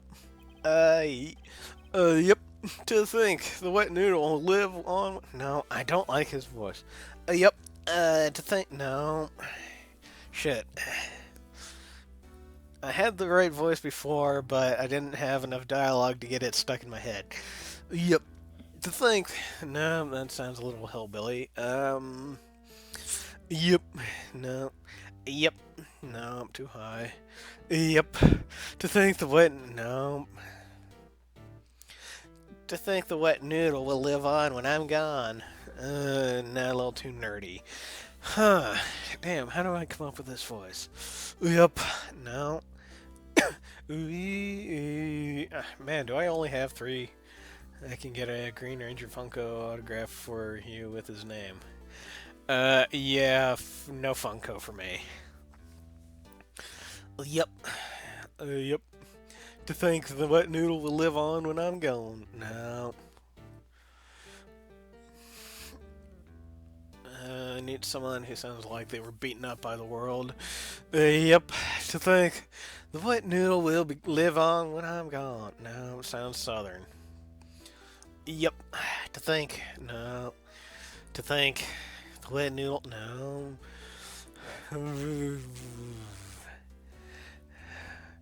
No, I always preferred the White Ranger, to be honest. Though I will admit, I did kind of like the Dragon Zord a lot better. Oh well. Yep, to think the wet noodle will live on when I'm gone. My father started it, you know. So that makes you two the 3rd generation.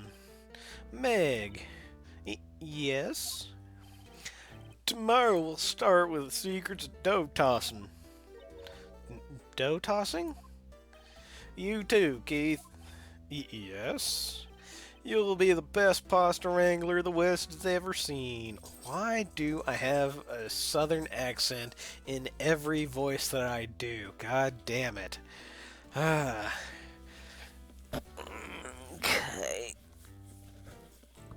Yep. You'll be the best pasta wrangler the West has ever. Oh, god damn. Okay. Pasta wrangler of the West? Is pasta from Italy? Meg. Yes? You know the best pasta's always been made west of the Rockies, don't you? Right, of course, everyone knows that. Nick, huh? How long do we have to keep all this in the fam? How long do we have to keep up this all in the family charade? This old man must know something about the murder. We're not leaving till we find out what that is. Okay, I need to take a small break to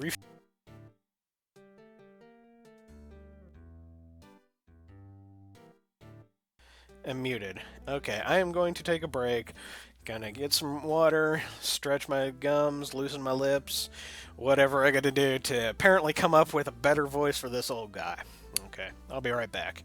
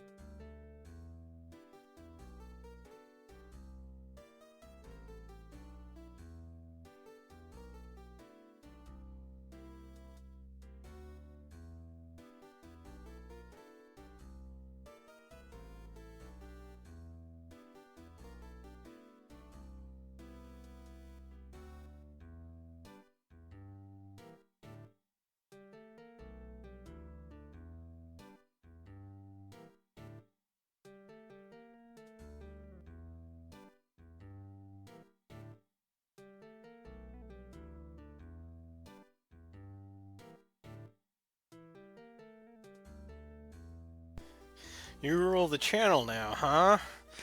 I'll be the judge of that.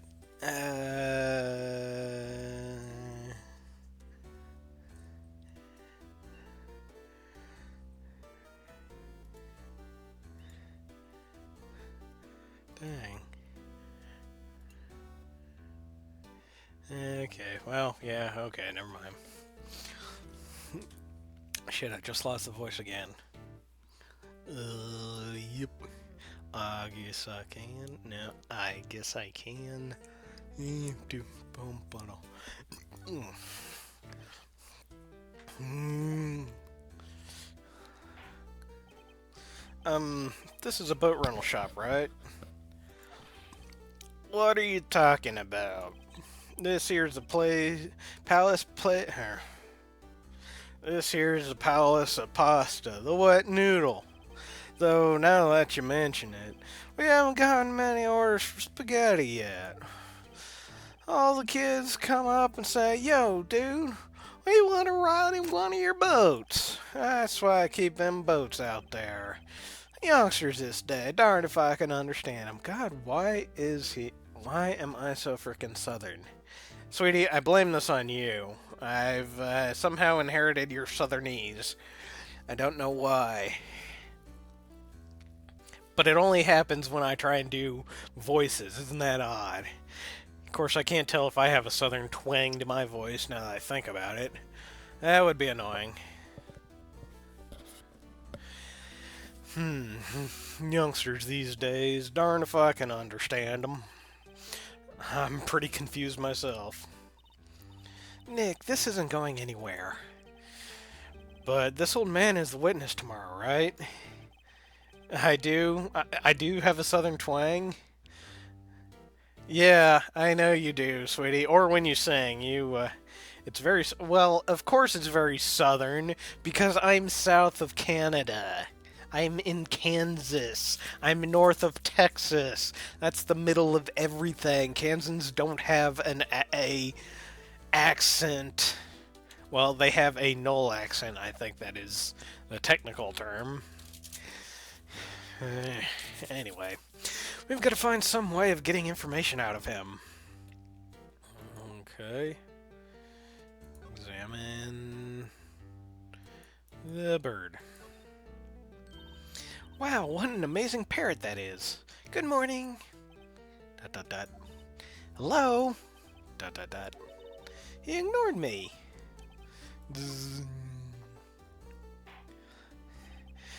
What, you forgot, Meg? You gotta call her name first. Her name? Polly, how you been? Hello, hello, squawk! See? Neat, so the parrot's name is Polly. Parrot added to the court record. Too bad all she can say is hello. Yeah, thank you. I appreciate it. Wait, only free healthcare and bacon? What? No maple syrup?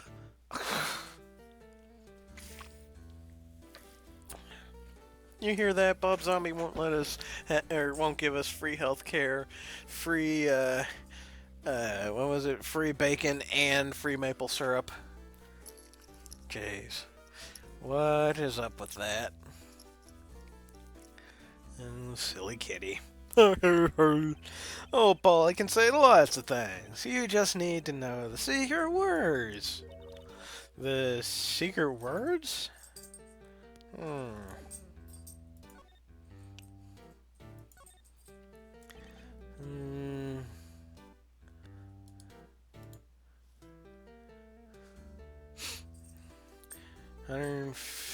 150,000 worth of... Yeah, but that's Canadian dollars, so it's only like $6. My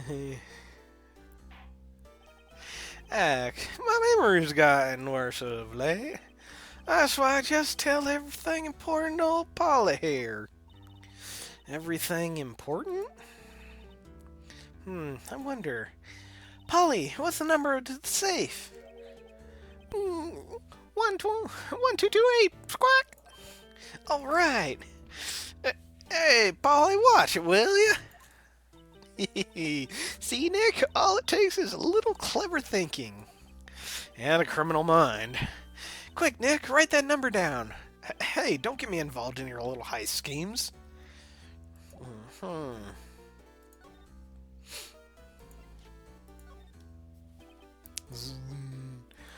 Okay, let me guess. He's not going to say anything. Oh.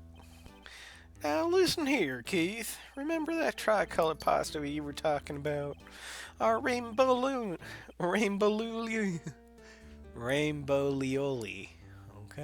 I figured we out the last color we should use. Indigo blue.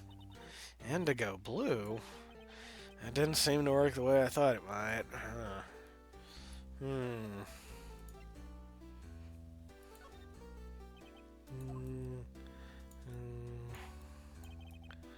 Okay, yeah.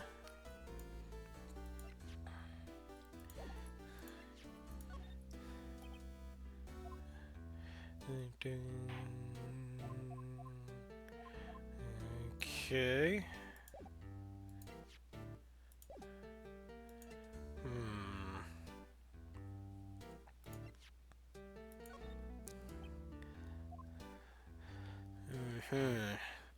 This doesn't really have a whole lot.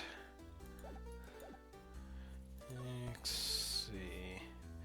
Examine. Look, a little safe. It's locked. Hey, we have the number though. Okay. Examine. Yeah, kitty butt. Oh, he has a television in here too. Yeah.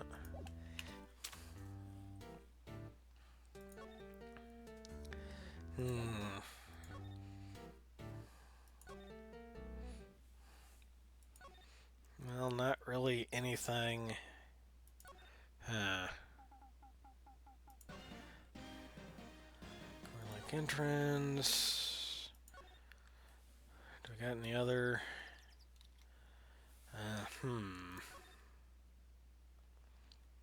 December 26th, Police Department, Criminal Affairs. Detective Gumshoe isn't here. Now that you mention it, didn't he say he had a meeting to go to? Ah, that's right. Let's come back later. Okay, well.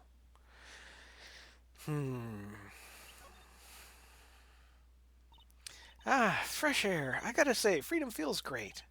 Behave yourself in the courtroom tomorrow, okay? Misbehaving's much more fun. It's not gonna be so much fun when Edgeworth refuses to pay your bail again. Right, I'll behave. Oh dear.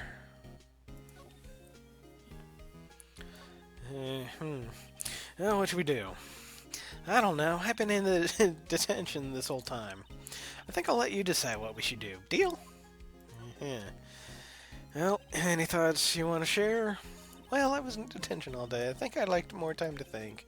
Poor Maya, she's probably thought about me the whole time she was in there. Okay.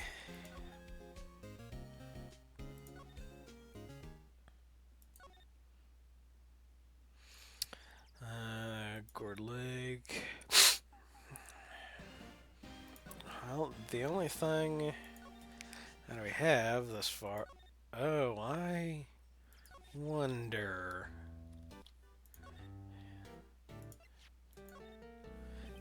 Hold on. Nope. Okay.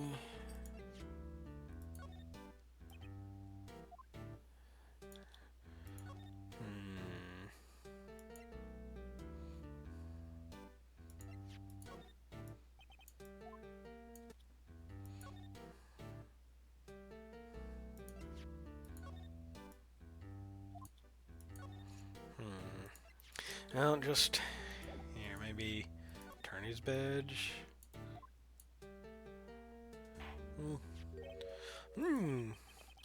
A lawyer's badge? Yes, it is. I don't believe it. This old guy is the first person to recognize my badge. I get it. Huh? Yep, I got you figured out now. You're not Keith. Nick, now's our chance to clear things up. Sir? No, I'm not Keith. And I'm not Meg either. We're here investigating a murder that took place on this lake the other night. Please help us. A lawyer, huh? Please, mister. All right, I'll help. But on one condition. What's that? When this case is over and done, you'll run the wet noodle. Sure. Okay, we promise. Nick, are you sure about this? Hey, anything to get this case solved. Also, who wouldn't want to eat Phoenix noodles? I guess so. There, the only zone I gotta finish up now for Lord Master Suramar. Yep, me too. I only have two more things left to go on that.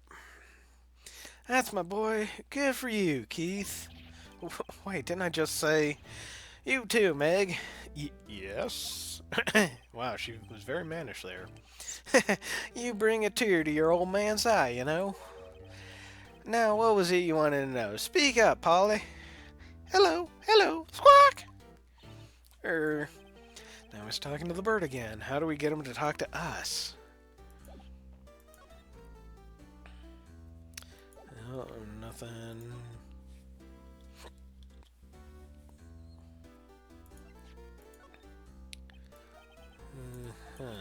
He fell asleep.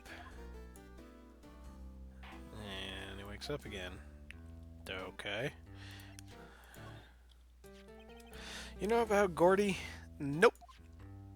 Okay, well, that was, yeah.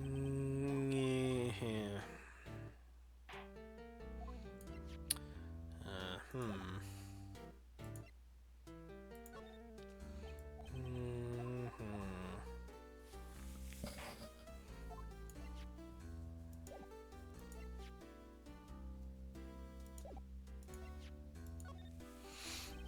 Polly here's my only friend in the world. Isn't that right, Polly? Hello, hello, squawk! Yep.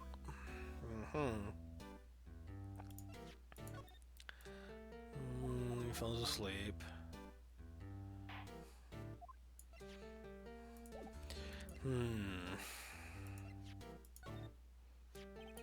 Yep, I seen this.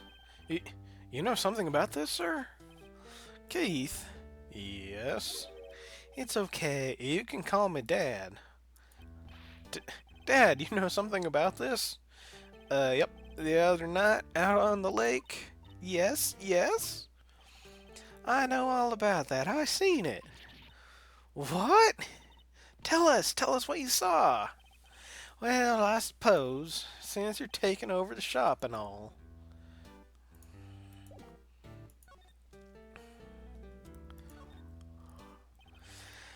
Forget the time, but it was pretty dark outside. Probably not. Yep.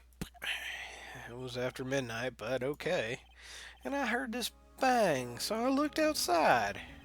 And I heard another one. Bang!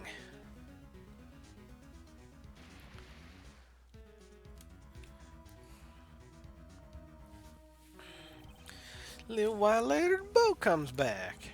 And a young man walked by my window here. He was muttering something to himself. Yup. What did he say? Yep. I forget.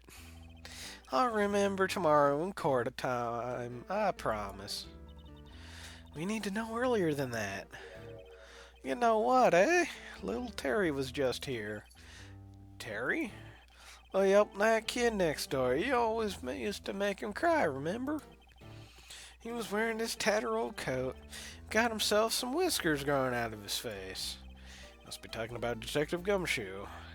Comes up and tells me to come down to court tomorrow. Really? Really?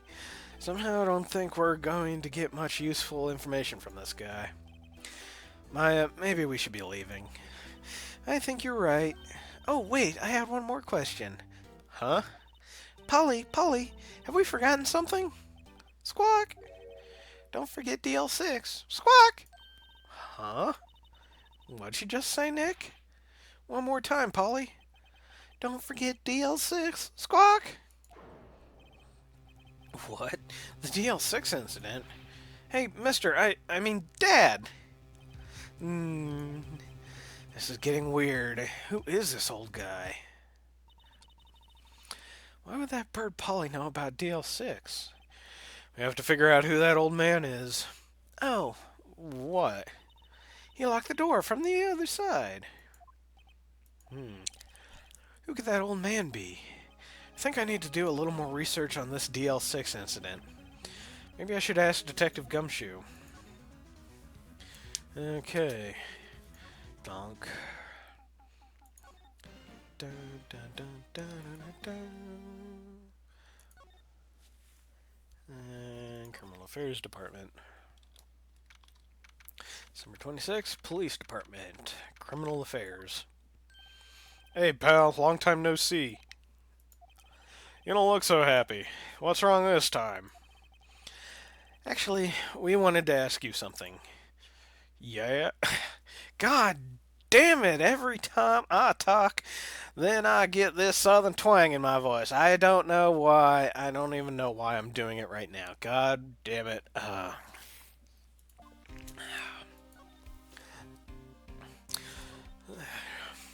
You know the boat rental shop down at Gourd Lake? Oh, yeah. The old man who runs it is appearing in as a witness in court tomorrow, right? Huh? How'd you... That was supposed to be top secret. Do you know who that old man is, Detective? Actually, I don't. He's a bit of an odd bird. I haven't been able to get a straight answer out of him. I decided first that he wasn't persuasive enough to stand and testify as a witness. That's why we called Miss Lotta Hart yesterday. As for who he is, we have absolutely no idea. Sounds suspicious.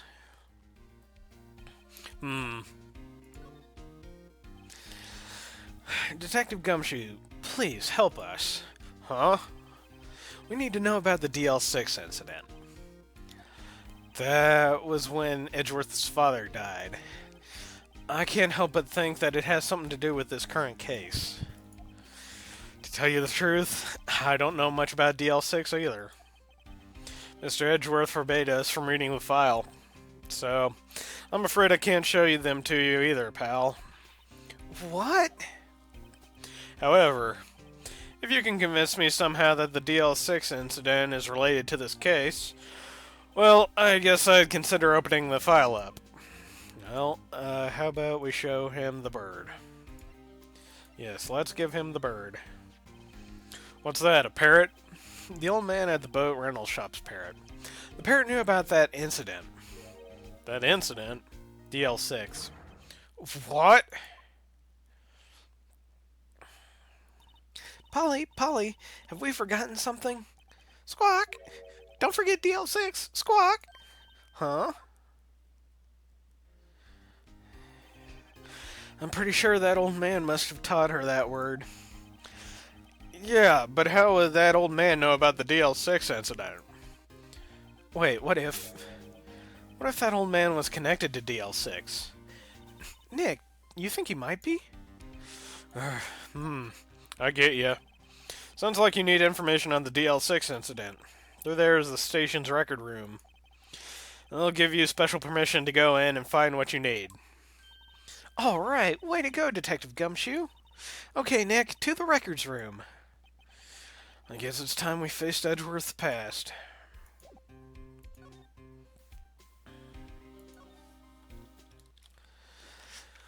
December 26th, Police Department Records Room. Wow, it's amazingly dusty. 10 years of files and 10 years of dust, I guess. Let's find that DL6 stuff, quick. 15 years ago, both me and Edgeworth were 9 years old. We were almost through with the 4th grade when he suddenly transferred. Because of DL6? Nick, I found out where the file is. Oh, thanks. Just let me know what you want to know about the DL6 incident. I'll go get the right file. Case summary. Well, first I have to get a handle on the main facts, like a summary. Right. Summary. Found it! Here you go. December 28th, 2001. Wow, that was so long ago. That really was 15 years ago at this point. Or coming up on it. Jeez, wow. It's exactly 15 years ago from the day after tomorrow. So in 2 days, the case is closed. Incident took place in the elevator of the district court. What? Is this the same district court where we're holding the trial now? Looks like it.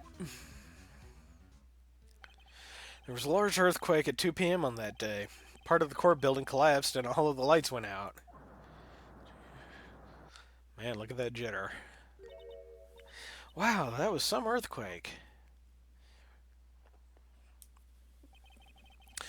At the time, 3 people were trapped in the elevator. It took 5 hours for them to be rescued. 5 hours. That would be scary like that in the dark. There was a lack of oxygen in the elevator, and the survivors were unconscious. The survivors? One of the 3 in the elevator had been shot in the heart. That was Mr. Edgeworth's father, wasn't it? He said that his father was shot before his very eyes. So Miles Edgeworth was one of the other passengers in that elevator. Do you have data on the victim, Edgeworth's father? Yeah, hold on. Victim. Here, found it. Gregory Edgeworth, 35, defense attorney. If he were still alive, he'd be 50. He had lost that day's case in the court and got in the elevator with his son, Miles. Miles? Miles Edgeworth, of course. So, he was on the elevator with his father. From the angle of the bullet and other evidence, it could not have been a suicide. The murder weapon, a pistol, was found in the elevator. The pistol had been fired twice. Where have I heard that before? Huh? Sounds just like this current case. What's going on here? Got any data on the suspect in there? That would be the guy that got my mom arrested. Hold on, this is it. The man arrested as a suspect in DL6 was Yanni Yogi? He was a clerk in the court, apparently. So, he must have been the 3rd person in the elevator. Well, then he had to have done it. But he was found innocent thanks to his defense lawyer, Robert Hammond. Hammond? The victim in our case. Right. Suspect, Mr. Yogi, was oxygen deprived, so much so he had brain damage. He lost all memory of being in the elevator. After he was declared innocent, he disappeared. Where could Yogi have gone to, I wonder? He may be closer than we think. I guess I know generally what happened in DL6 now. Still don't know what sort of impact the whole thing had on Edgeworth. Nick, are we going to take the whole file? There's too much. We'll never get it out. You're right. How about we just take what we think we'll need? DL6 case file added to the court record. Right. That's probably all we'll be able to find here. Now all that's left is the trial tomorrow. I wonder how Dad will do testifying in court. To be continued. Okay, I think we'll get through the next trial bit, and then we'll call it a night.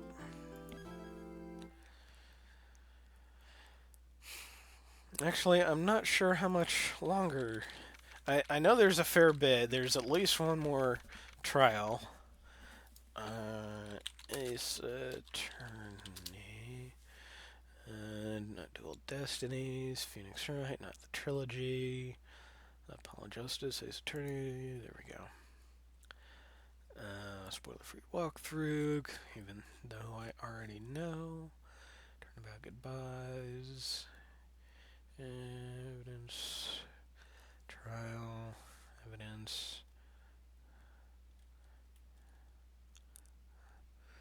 Well, there's some more evidence gathering after the trial. And then the last... after that is a trial. So... yeah, let's get done with this, and then we can finish it up on Tuesday, probably. December 27th, 10 a.m., District Courtroom number 3. Huh, there was nothing in the lobby. Court is now in session for the trial of Mr. Miles Edgeworth. The defense is ready, Your Honor. Very well. Apparently the prosecution is also ready.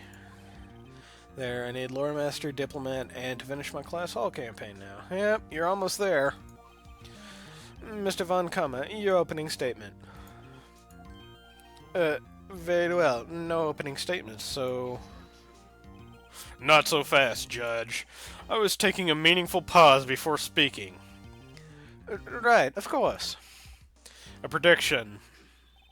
Today's trial will end 3 minutes from now. Hmm. You know, part of me wants to metagame this and just sit here for 5 minutes. Not let it proceed. But, that wouldn't show him because he's a video game character. Order.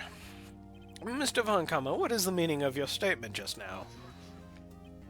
Bah, must you question everything? It will be over in 3 minutes. We have no time to waste.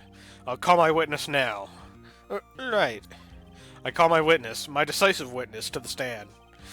It's that mysterious boat shop owner. Witness, state your profession.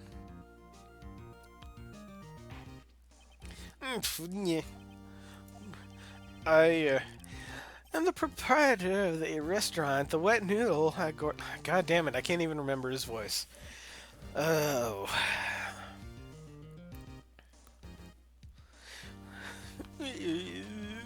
I am the proprietor of the restaurant, the Wet Noodle at Gourd Lake.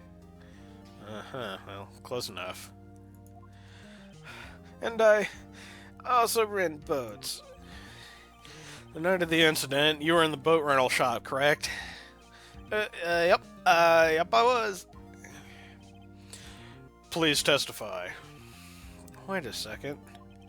We still haven't heard who this old guy is. Wait a minute. The witness hasn't stated his name yet. Because I did not ask him, Mr. Wright. Bah. I've predicted this trial will end in 3 minutes. Stop asking trivial questions and cooperate. Yeah, right. The witness will state his name.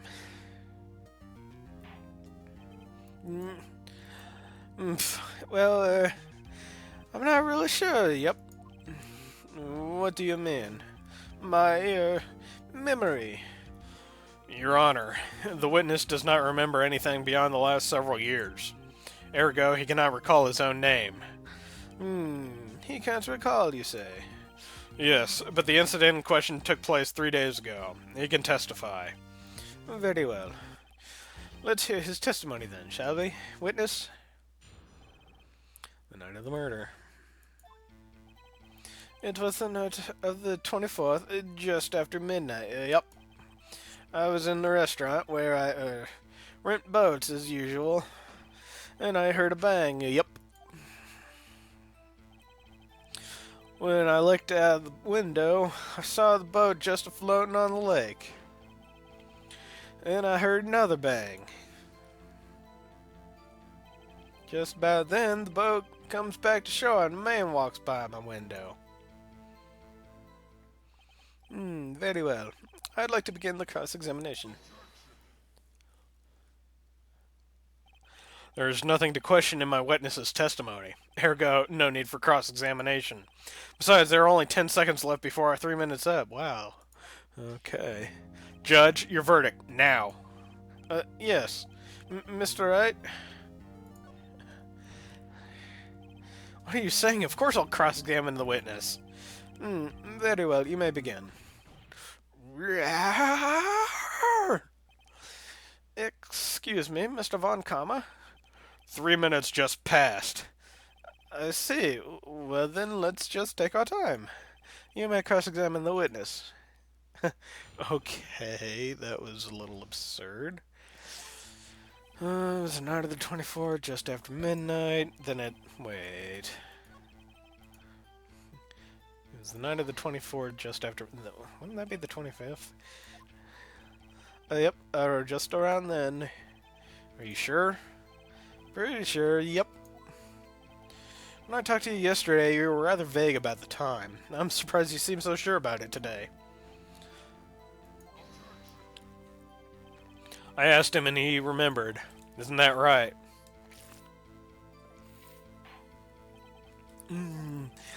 Don't glare at me like that. I remembered it clearly, I did, yep. You see? Continue. I was in the restaurant where I rent boats as usual, then I heard a bang. And where did the bang seem to come from? From the lake, I figure. Are you certain? Yep. Good. Continue. Well, I looked out the window, saw a boat just floating on the lake. I heard another bang. So, you heard 2 gunshots total? Yep. That's what Lotta said in her testimony yesterday. Just about then, the boat comes to shore, and a man walks by my window. By your window? Yep, by my window. Right outside the window of my little shack.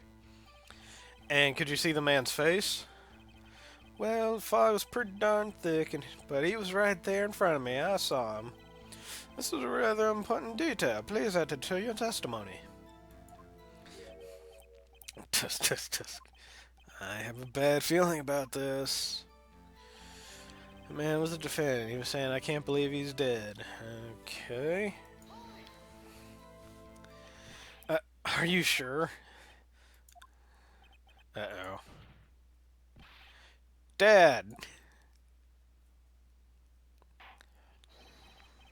Dead certain, Keith. He said, I can't believe he's dead, as he was walking by, too. Witness, are you sure that that person you saw was Miles Edgeworth? It was him, that Edgeworth boy. Whoa. Oh, this sounds like decisive evidence indeed. I see no room for doubt. On karma, he lured me into cross-examining so he could set me up for a fall. Nick, I don't like the way things are going. Everyone in the courtroom is glaring at us. I better act quick or this trial is going to be over.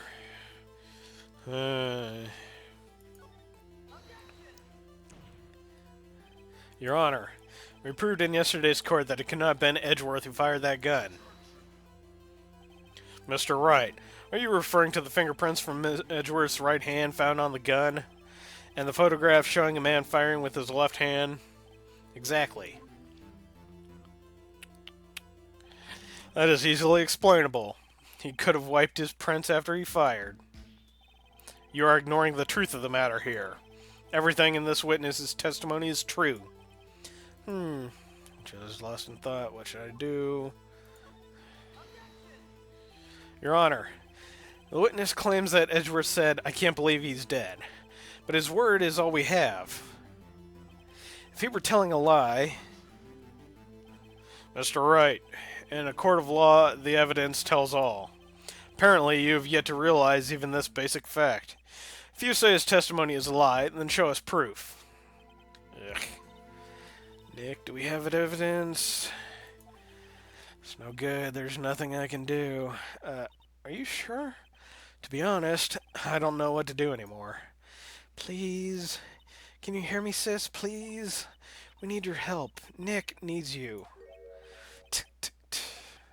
3 minutes was perhaps too high an expectation. However, 15 minutes isn't bad. This must be a new record.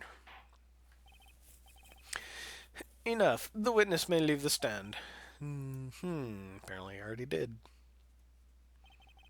This court sees no reason to further prolong the trial. Nor is there any need for more time to decide this case against the defendant. This case is extremely clear. I see no room for misinterpretation of the facts. What? No. This court defined the defendant, Mr. Miles Edgeworth. Oh, God damn it. The accused will surrender to the court of many. Well,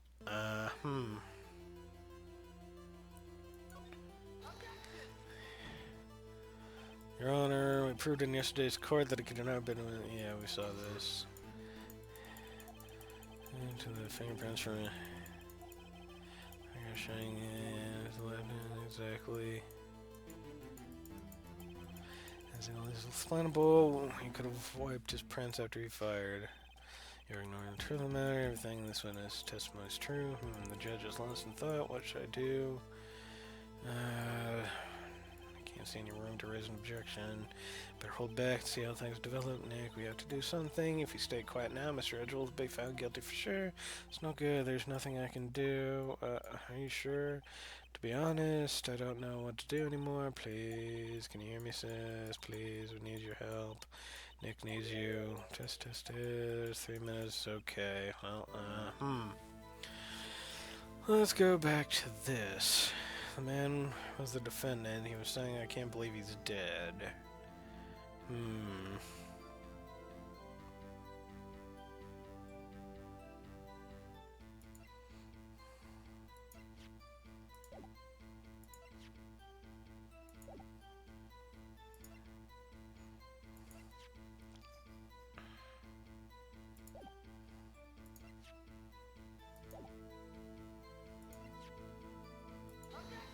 No.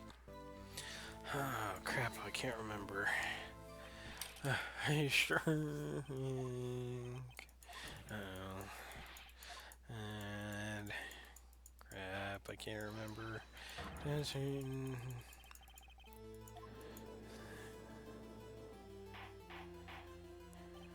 I'm not so sure that's what she says. Miles Edgeworth, who's in that Edgeworth boy?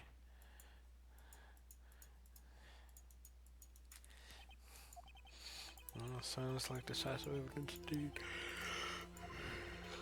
He lured me into this cross-examining so he could set me up for a fall. Test, test, test. Nick, I don't like the way things are going here. Everyone in the courtroom is glaring at us. Very quick, this is going to be over.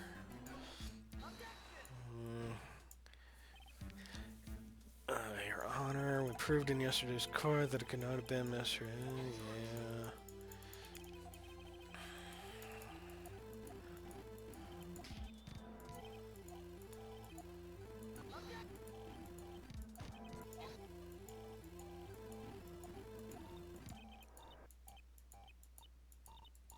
Yeah, okay, damn it. Crab. Just about then, the boat comes back to the shore, and a man walks by my window. Man was the defendant, saying, I can't believe he's dead.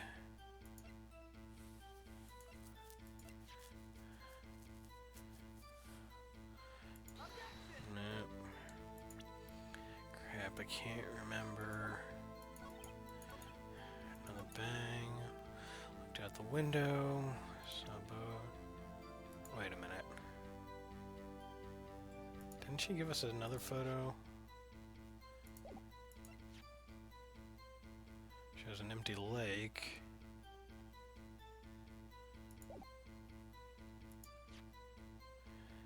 Huh.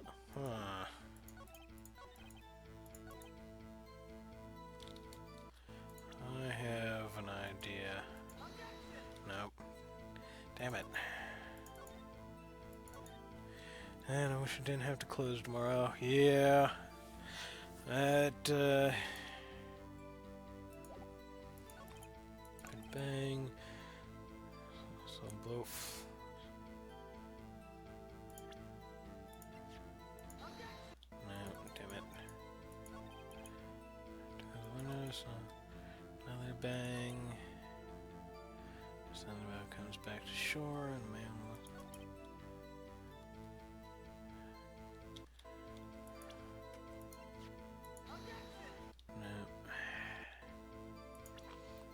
Crap.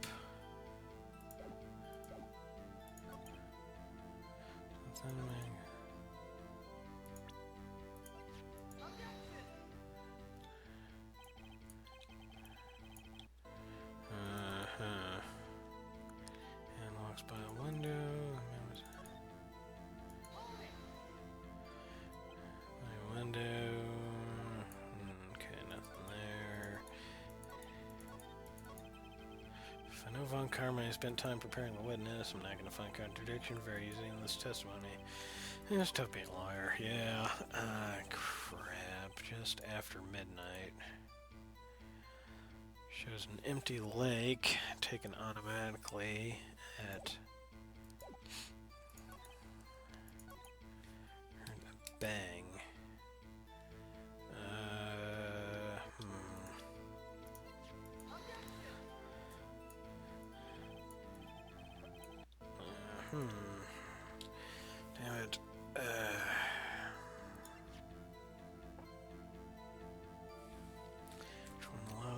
Faces the lake. Window. What's up? Boat. Just a floating on the lake. Crap. Shows an empty lake taken automatically. Overhead.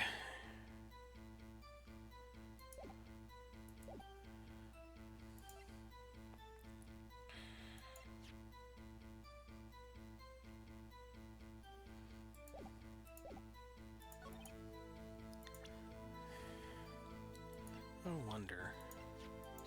Nope. Because the gun says it was fired 3 times. Murder weapon, 22 caliber, fired 3 times. Bears prints from Edward's right hand. Check. Plus. Back crap. 2 shot. Just after midnight.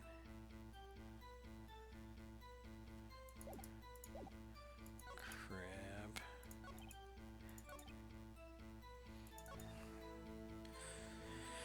Looked out the window. I saw a boat just floating on the lake. Crap.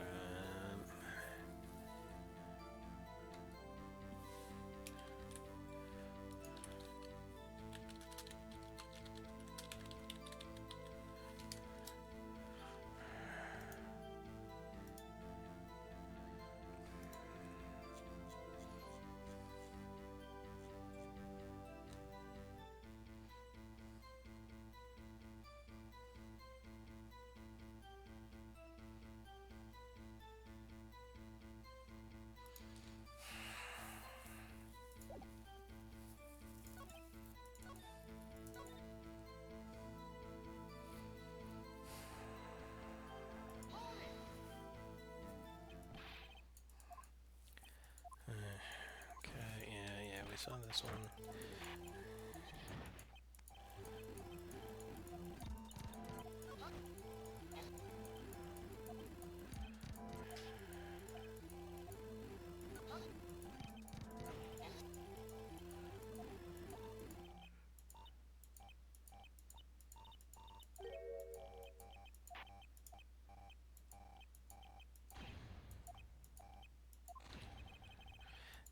To be held pending trial of a court within a month from today's date. That is all. The court is adjourned.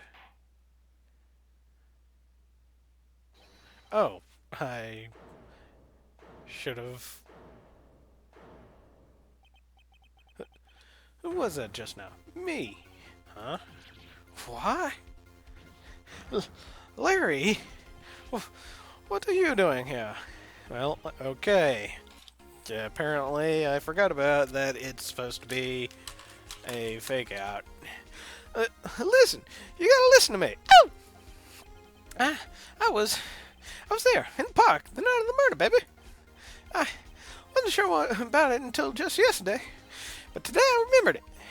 Remembered what? The gunshot. I heard it too.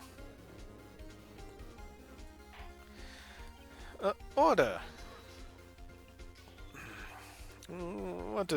What is the meaning of this? The verdict has been decided. I call for adjournment. One moment, Mr. Von Kamma. So, you say you heard a gunshot? Yeah, I did. Yeah, I did. A gunshot. That. I was sitting here in the audience listening to the testimony, and I realized something he said was different from what I remember. Oh! Anyhow, I can't just sit here and let you call Edgy a murderer, baby. It's just not right. Ooh. I'll testify. Let me testify.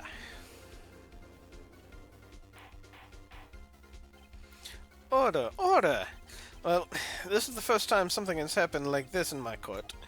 I'm not quite sure how to proceed. Judge, you've already given your decision. The trial is over. Nick, this is it. Larry's giving us one final chance at this. She's right. If only it wasn't Larry. He could make things even worse. Mr. Edgeworth was just declared guilty, Nick. It doesn't get any worse. You're right. Okay. Your Honor, if there is another witness, it is our duty to hear him speak. Right here, right now. A waste of time. The verdict cannot be overturned. Allow me to speak my opinion. In all court proceedings, it is our duty to prevent an inaccurate verdict. In order to make sure no mistake has been made, every witness should be heard. What is this? I withdraw my previous verdict of guilty. Okay, thank God.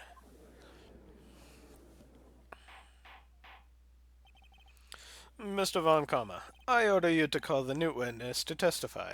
Now. What? The court will adjourn for 5-minute recess. After that, we will hear this new witness. Court is adjourned. December 27th, 10:28 a.m. District Court, Defendant Lobby Number 2. Phew. That was too close. Sorry to keep you on the edge of your seat like that, Edgeworth. Humph. I've seen worse. Yeah, right, Edgeworth. You're sweating bullets. I just wonder what Larry plans to say in there. Larry was at the lake that night. Yes. He said he went looking for the steel samurai balloon that flew into the lake. Oh, right. And he found the balloon and the air tank that night. Yeah. Hey, Edgeworth. Huh? You say something right? Yeah, a lot of things. You seem out of it. What's wrong? It's nothing. Mr. Edgeworth, there's been something I've been meaning to ask you. What's that? Why are your fingerprints on the murder weapon? Oh.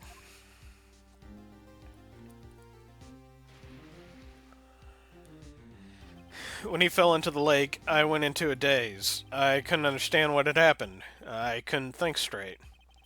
Then I saw the pistol lying there, Then I saw the pistol lying on the floor of the boat in front of me. I picked it up without thinking. I didn't have a reason, really. I see. Right. Yeah? This might be our chance. Our chance? Von Karma has only ever run perfect trials. Perfect trials? Perfectly prepared witnesses, perfectly complete evidence. That's the secret to his success. This is the first time he's ever had to deal with something unexpected. He has let someone he hasn't ever talked to testify before the court. And that someone is Larry. What are you getting at? It's likely his testimony will be full of holes, right? That's right, Nick. No 10-minute trial this time. We'll milk this one for all it's worth. Hey, it was 15 minutes. 15! Everything depends on Larry now. Okay. December 27th, 10:35 a.m. District Court, Courtroom Number 3.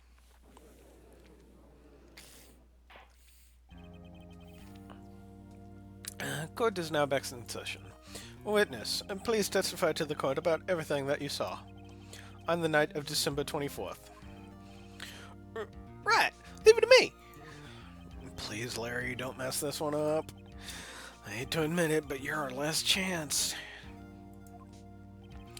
Von Karma didn't even have time to prep his witness. I just hope Edgeworth is right about this being our big break. And his testimony the night of the murder. That night, I was out on the boat. I was out on a boat on the lake, baby. I was looking for something, and I found it, baby. So I quietly slipped the boat back in the rental shop. Oh! And just as I was going home, I heard this bang. I looked over to the lake, but I didn't know it was a boat. So after I heard that single gunshot, I went home. That was an unusually vague testimony, even for this court. In any matter, Mr. Wright, you may begin your cross-examination. Yes, Your Honor. What's wrong, Nick? It's Larry. I have no idea what he's going to say if I press him. I'm a little scared. Well, we've come this far. There's no way to go but forward, Nick. The night of the murder. At night, I was out on the boat on the lake. I was looking for something and I found it. So I quietly slipped the boat back. Around what time was that? Well, let's see. Figure it was about searching for about an hour. Guess it was around 12 o'clock, baby. Yeah. You're not sure?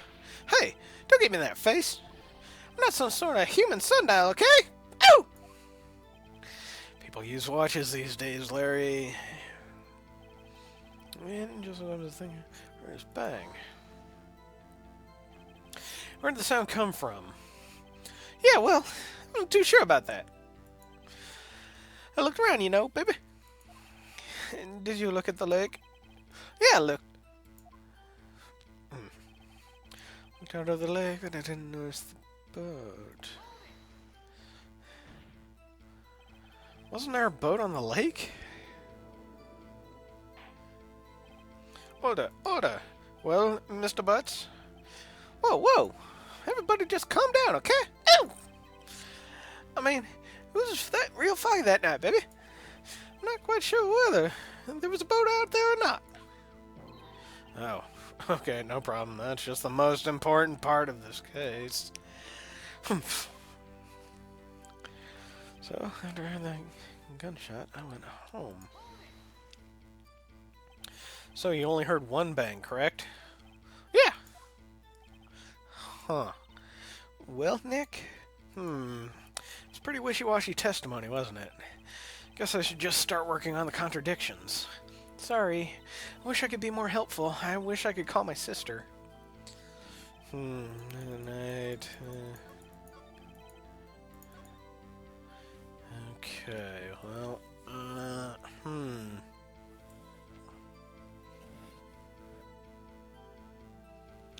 Wait. But I didn't notice the boat. Nope.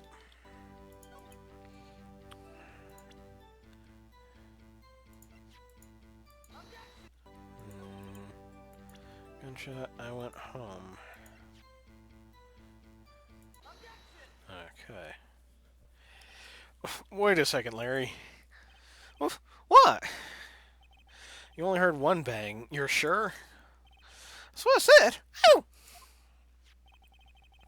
But Miss Lotta Hart testified yesterday that she heard two bangs. And the old man just now said the same thing.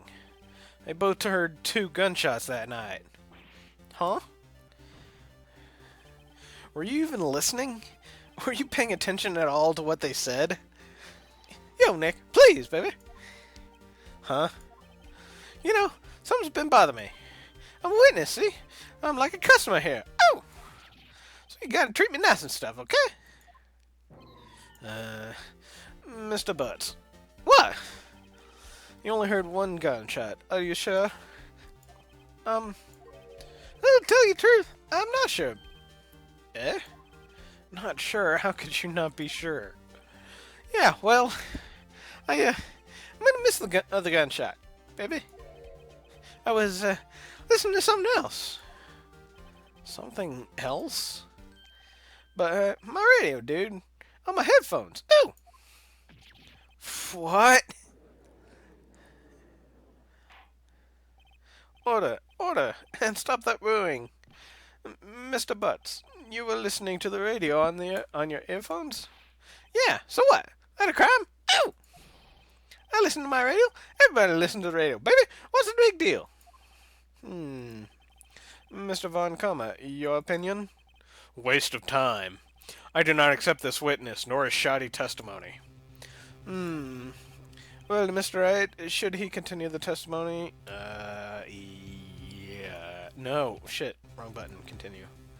Your Honor, please allow this witness to continue his testimony. Pah! Nothing is more pitiful than a lawyer who doesn't know when he's lost. Very well, Mr. Butts. Please give your testimony and be sure to include details like your radio. Right. Leave it to me. I wonder if there were any other way out of this, believe me. What Laurie heard.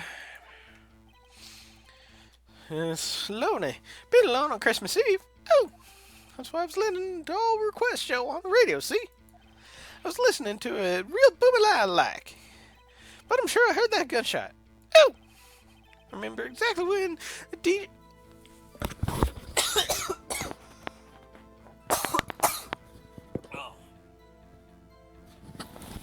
Oh, sorry about that. Take a sip of water.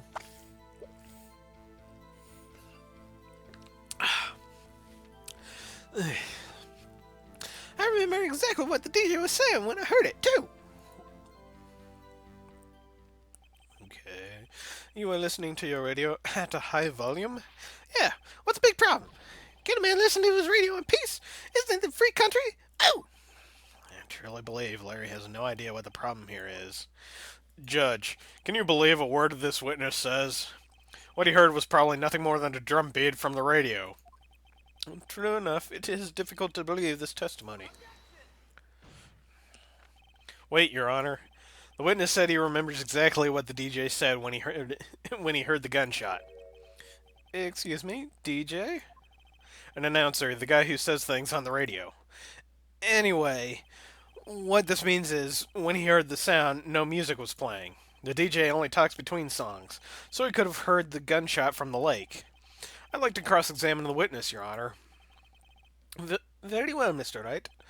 I can't believe I'm continuing this charade.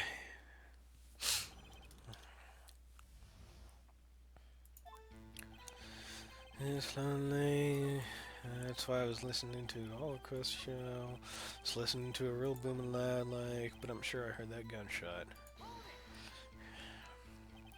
Can you prove that? No, of course you can't. Nah, I can't prove it. But I remember that moment real clear. I mean, while I was talking about it, it came back to me real clear, you know? Remember exactly what the DJ was saying. Okay. What did you say? Mr. Wright, please cease these pointless questions. What possible good could knowing what a radio DJ said to us? Indeed, Mr. Von Comma has a point. I'll allow the question only if you see some reason why we should care. We should care. We should care, Your Honor. Of course we should. Why? Well, how do we know if we don't ask him? Fine, very well. Mr. Butts, please testify to the court. What was the radio announcer saying when you heard the gunshot? Hey, it's almost Christmas. Are you sure? Of course I am. She had this really sexy voice. Maybe it was Von Carver was right. Not sure how all this helped us. This is the most ludicrous testimony I ever heard, but there's only one gleam of hope. Yeah, press until we get... Okay.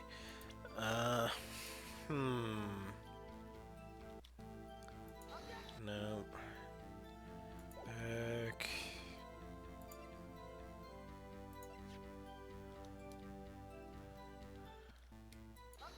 There we go. Larry, are you absolutely sure what you're saying is correct? Huh? What's with the face? You look scary, dude. Ow! Hey, if you're trying to scare me, you better know why I don't scare that easy, baby. Is something the matter, Mr. Wright? Your Honor, did you hear what the witness just said? The DJ said, hey, it's almost Christmas when he heard the gunshot. Indeed, and? Almost Christmas means it wasn't Christmas. Do you realize what this means? When he heard the gunshot, it was still Christmas Eve. That would seem the case, yes. But that contradicts the two testimonies we have heard so far, Your Honor. Both Miss Hart and the old man said it was after midnight when they heard the shots. In other words, when they heard the gunshots, it was already Christmas. This is a clear contradiction, Your Honor.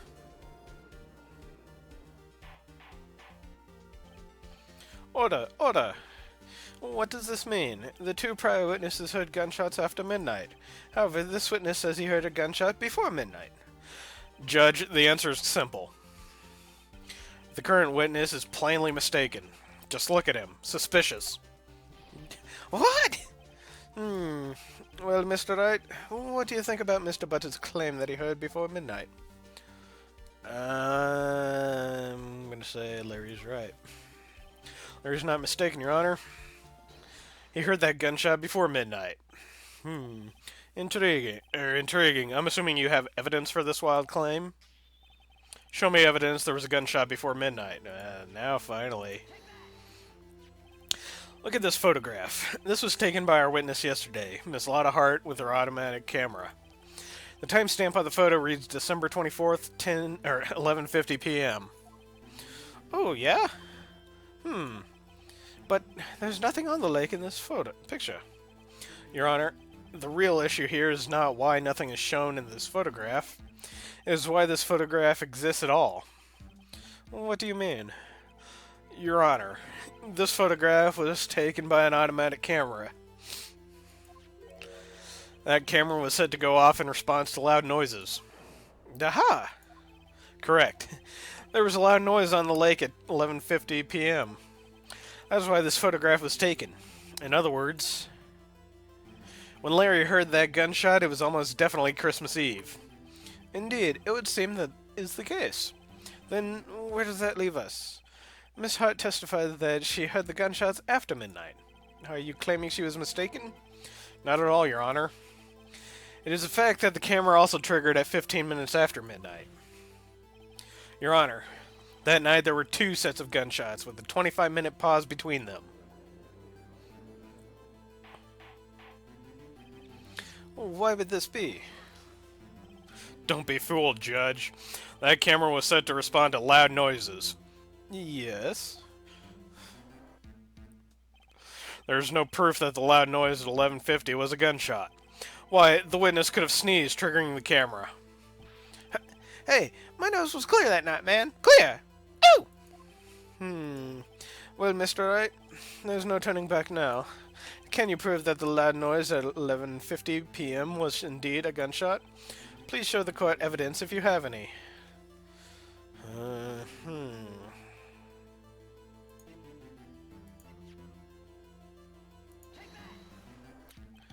This is my evidence. The murder weapon?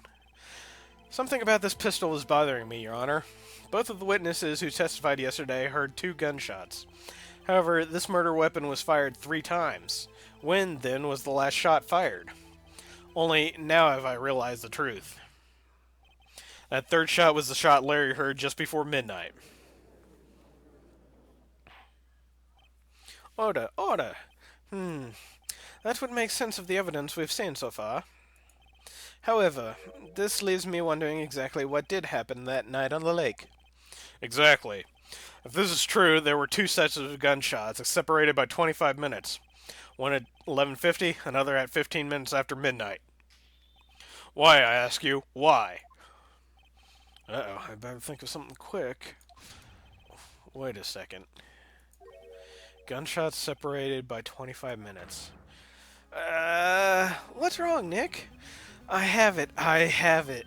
Huh? Remember the case with the Steel Samurai? Huh? Yeah, of course I remember. The murderer in this case had the same idea as the murderer in that case. What do you mean? Maya. Yes? If we don't figure this out now, we'll never overturn Edgeworth's guilty verdict. I've got a hunch, and I'm gonna run with it. Right. I mean, is this safe? Safe? We've already gotten a guilty verdict. Safe? We've already gotten a guilty verdict. We have nothing to lose. You just watch and let me know if I say anything sounds fishy, okay? Right, Nick. Your Honor. Yes, Mr. Wright? The testimony just now has cleared up this entire case. What do you mean, Mr. Wright? So, you finally realized the truth? There can be no other murderer here than Miles Edgeworth himself. Wrong, Von Karma. A man was shot that night, but it wasn't Edgeworth who did the shooting. Listen, rookie. Take a deep breath and consider the facts. At the time of the murder, 1 boat was on the lake. This was shown by the witness's photograph.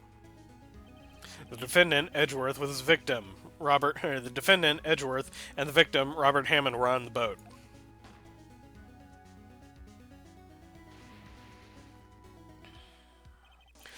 There was a gunshot fired on that boat, and Robert Hammond fell into the lake.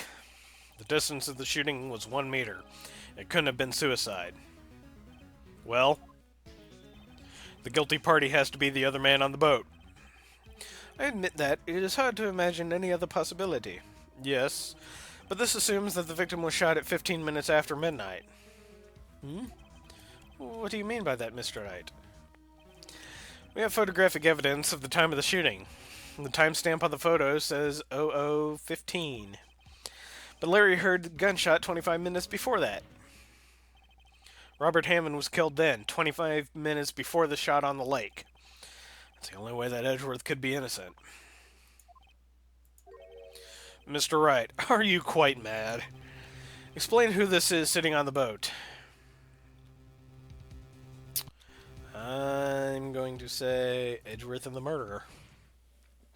Of course, it was Edgeworth and the murderer.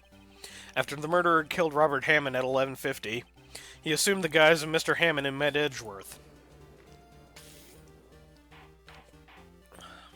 What? Are you serious? Yes.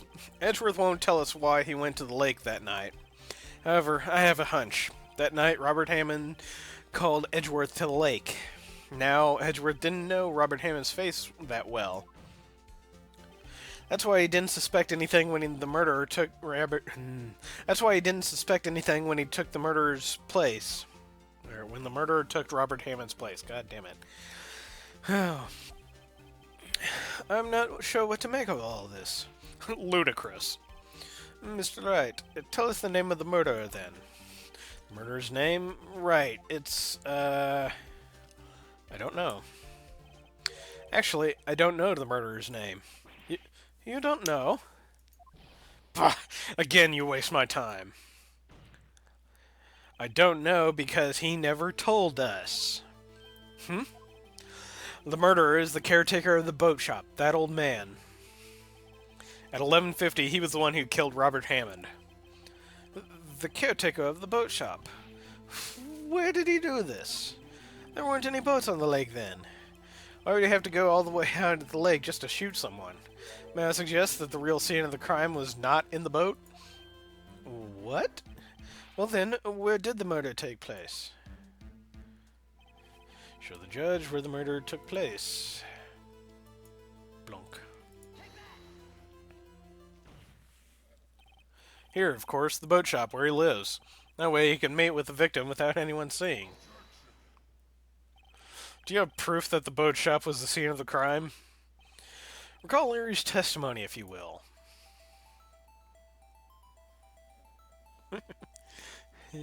That night, he was out on the lake on the boat, searching for something.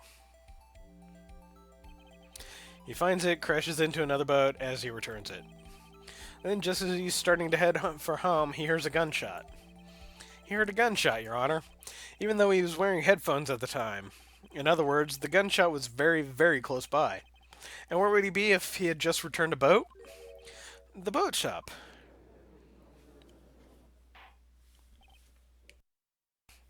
Mr. Wright, what happened that night on Gourd Lake? Please tell the court, from the beginning. Yes, Your Honor. Nick, are you sure about this? Not really. But I think if I start at the very beginning, and I take it slow, I might just be able to figure this out. That night, the caretaker of the boat shop called Robert Hammond to his shop.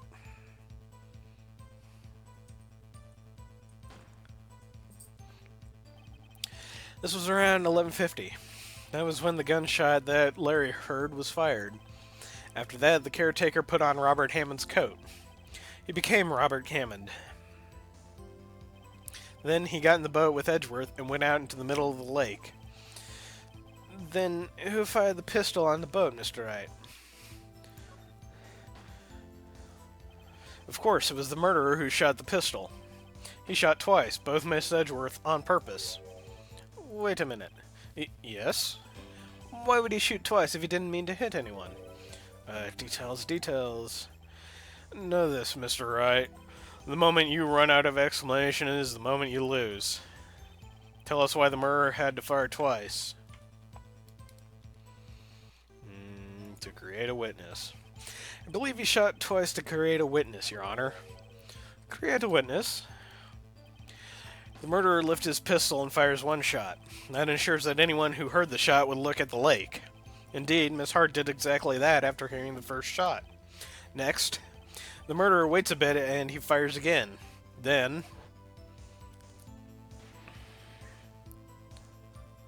the murderer jumps from the boat himself, leaving the pistol in the boat behind him. I see.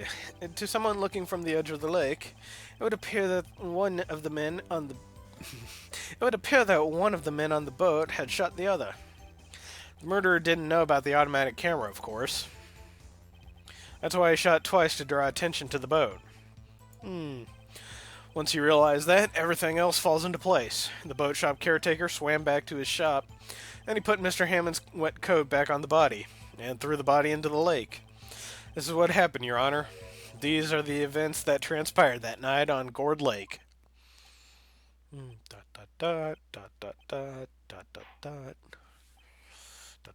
Continues. Bailiff, bring out the witness from before. The boat shop caretaker. Quickly.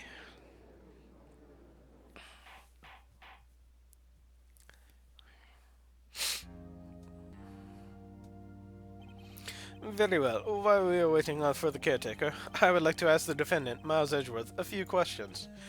Mr. Edgeworth, please take the stand. Mr. Edgeworth, you heard what the defense has said. Yes. Well, why did you go to the lake that night? What Wright has said is mostly correct. Astonishingly so, actually. Yes. Several days ago, I received a letter. The letter was signed Robert Hammond. He asked me to come to the boat shop by the lake at midnight on Christmas Eve. He said he had something very important to discuss with me. Something important? I'm sorry, I can't say what it was. Your Honor, sir. Bailiff, we are conducting a trial here. I ask that you remain quiet. The witness has disappeared. He isn't at the boat shop either. What? What should I do? Find him, quickly. We cannot allow him to get away.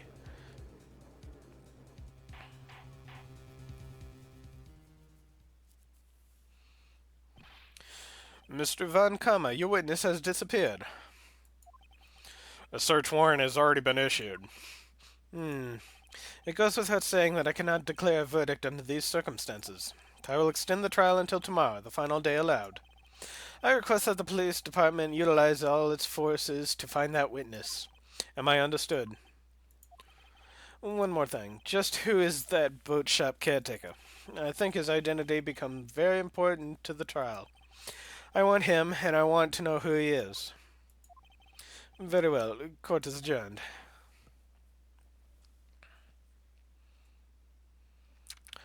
December 27th, 1:22 p.m. District Court, Defendant Lobby Number 2.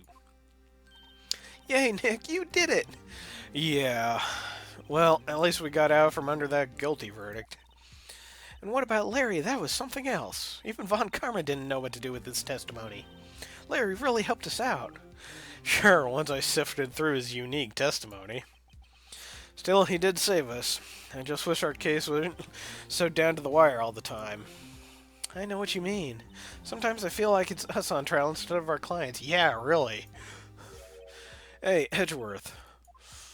Mr. Edgeworth? Did you say something? Don't look so pained. I mean, it looks like you're probably going to get off the hook. You could try to smile just a little. Relax.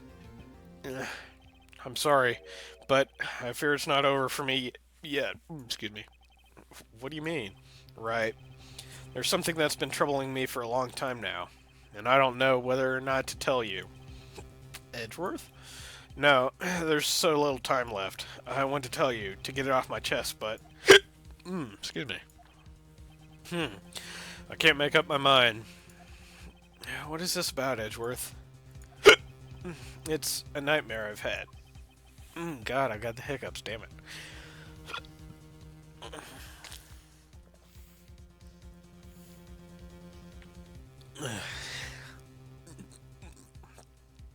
Memory of a crime that I committed. A crime? crime you committed? A memory of a murder. To be continued. Okay. We are definitely going to call it a night there. Saving. Okay. Well, that is very interesting. A very interesting set of circumstances that we've come across. The murder. Damn these hiccups.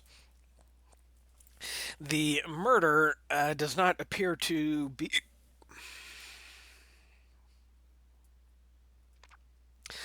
The murder does not. God damn it. Yeah, I'm getting a little sleepy myself. I didn't. I didn't expect the trial to be this long, but then again, I did spend what 5-10 minutes on that one bit trying to figure it out, and it's a good thing that I tried continuing till after the guilty verdict um, was declared. Otherwise, I was going to be tearing my hair out. I will admit it's been a while since I've played this game, and even then, I think I only had the patience to get to this case like once or twice. And but the rest of the game, I mean, is pretty good. But we shall have to continue with this trial. Hopefully, finish it up on Tuesday. I won't be streaming tomorrow after all. I didn't need to because I'm doing it tonight because of change of cha- wow. Uh, uh, because of conflicts of schedules, and so we had a little stream tonight, an extended stream, like I said. And we shall have another probably regular stream on Tuesday, but depending on how far, I might actually have to play ahead just to get an idea of how much longer I have. I don't think it's too much longer, but I remember it being somewhat involved. So, so we shall figure that out later. Until then, thank you, thank you, Bob Zombie. Thank you, Red Rock, for sticking up with or staying up late with me. I've enjoyed the company, and I've enjoyed this game, even though I've been having a bitch of a time with voices, especially tonight. God, what is going up with me tonight? And now I have hiccups. Oh well. But I shall not have them on Tuesday when we begin once again at 7 p.m. That is -6 GMT. It's 10:03, so you can adjust your schedules accordingly. Well, it's 10:03 for me, my time. So, yes. Until next time, be well, do good work, and keep in touch. Later.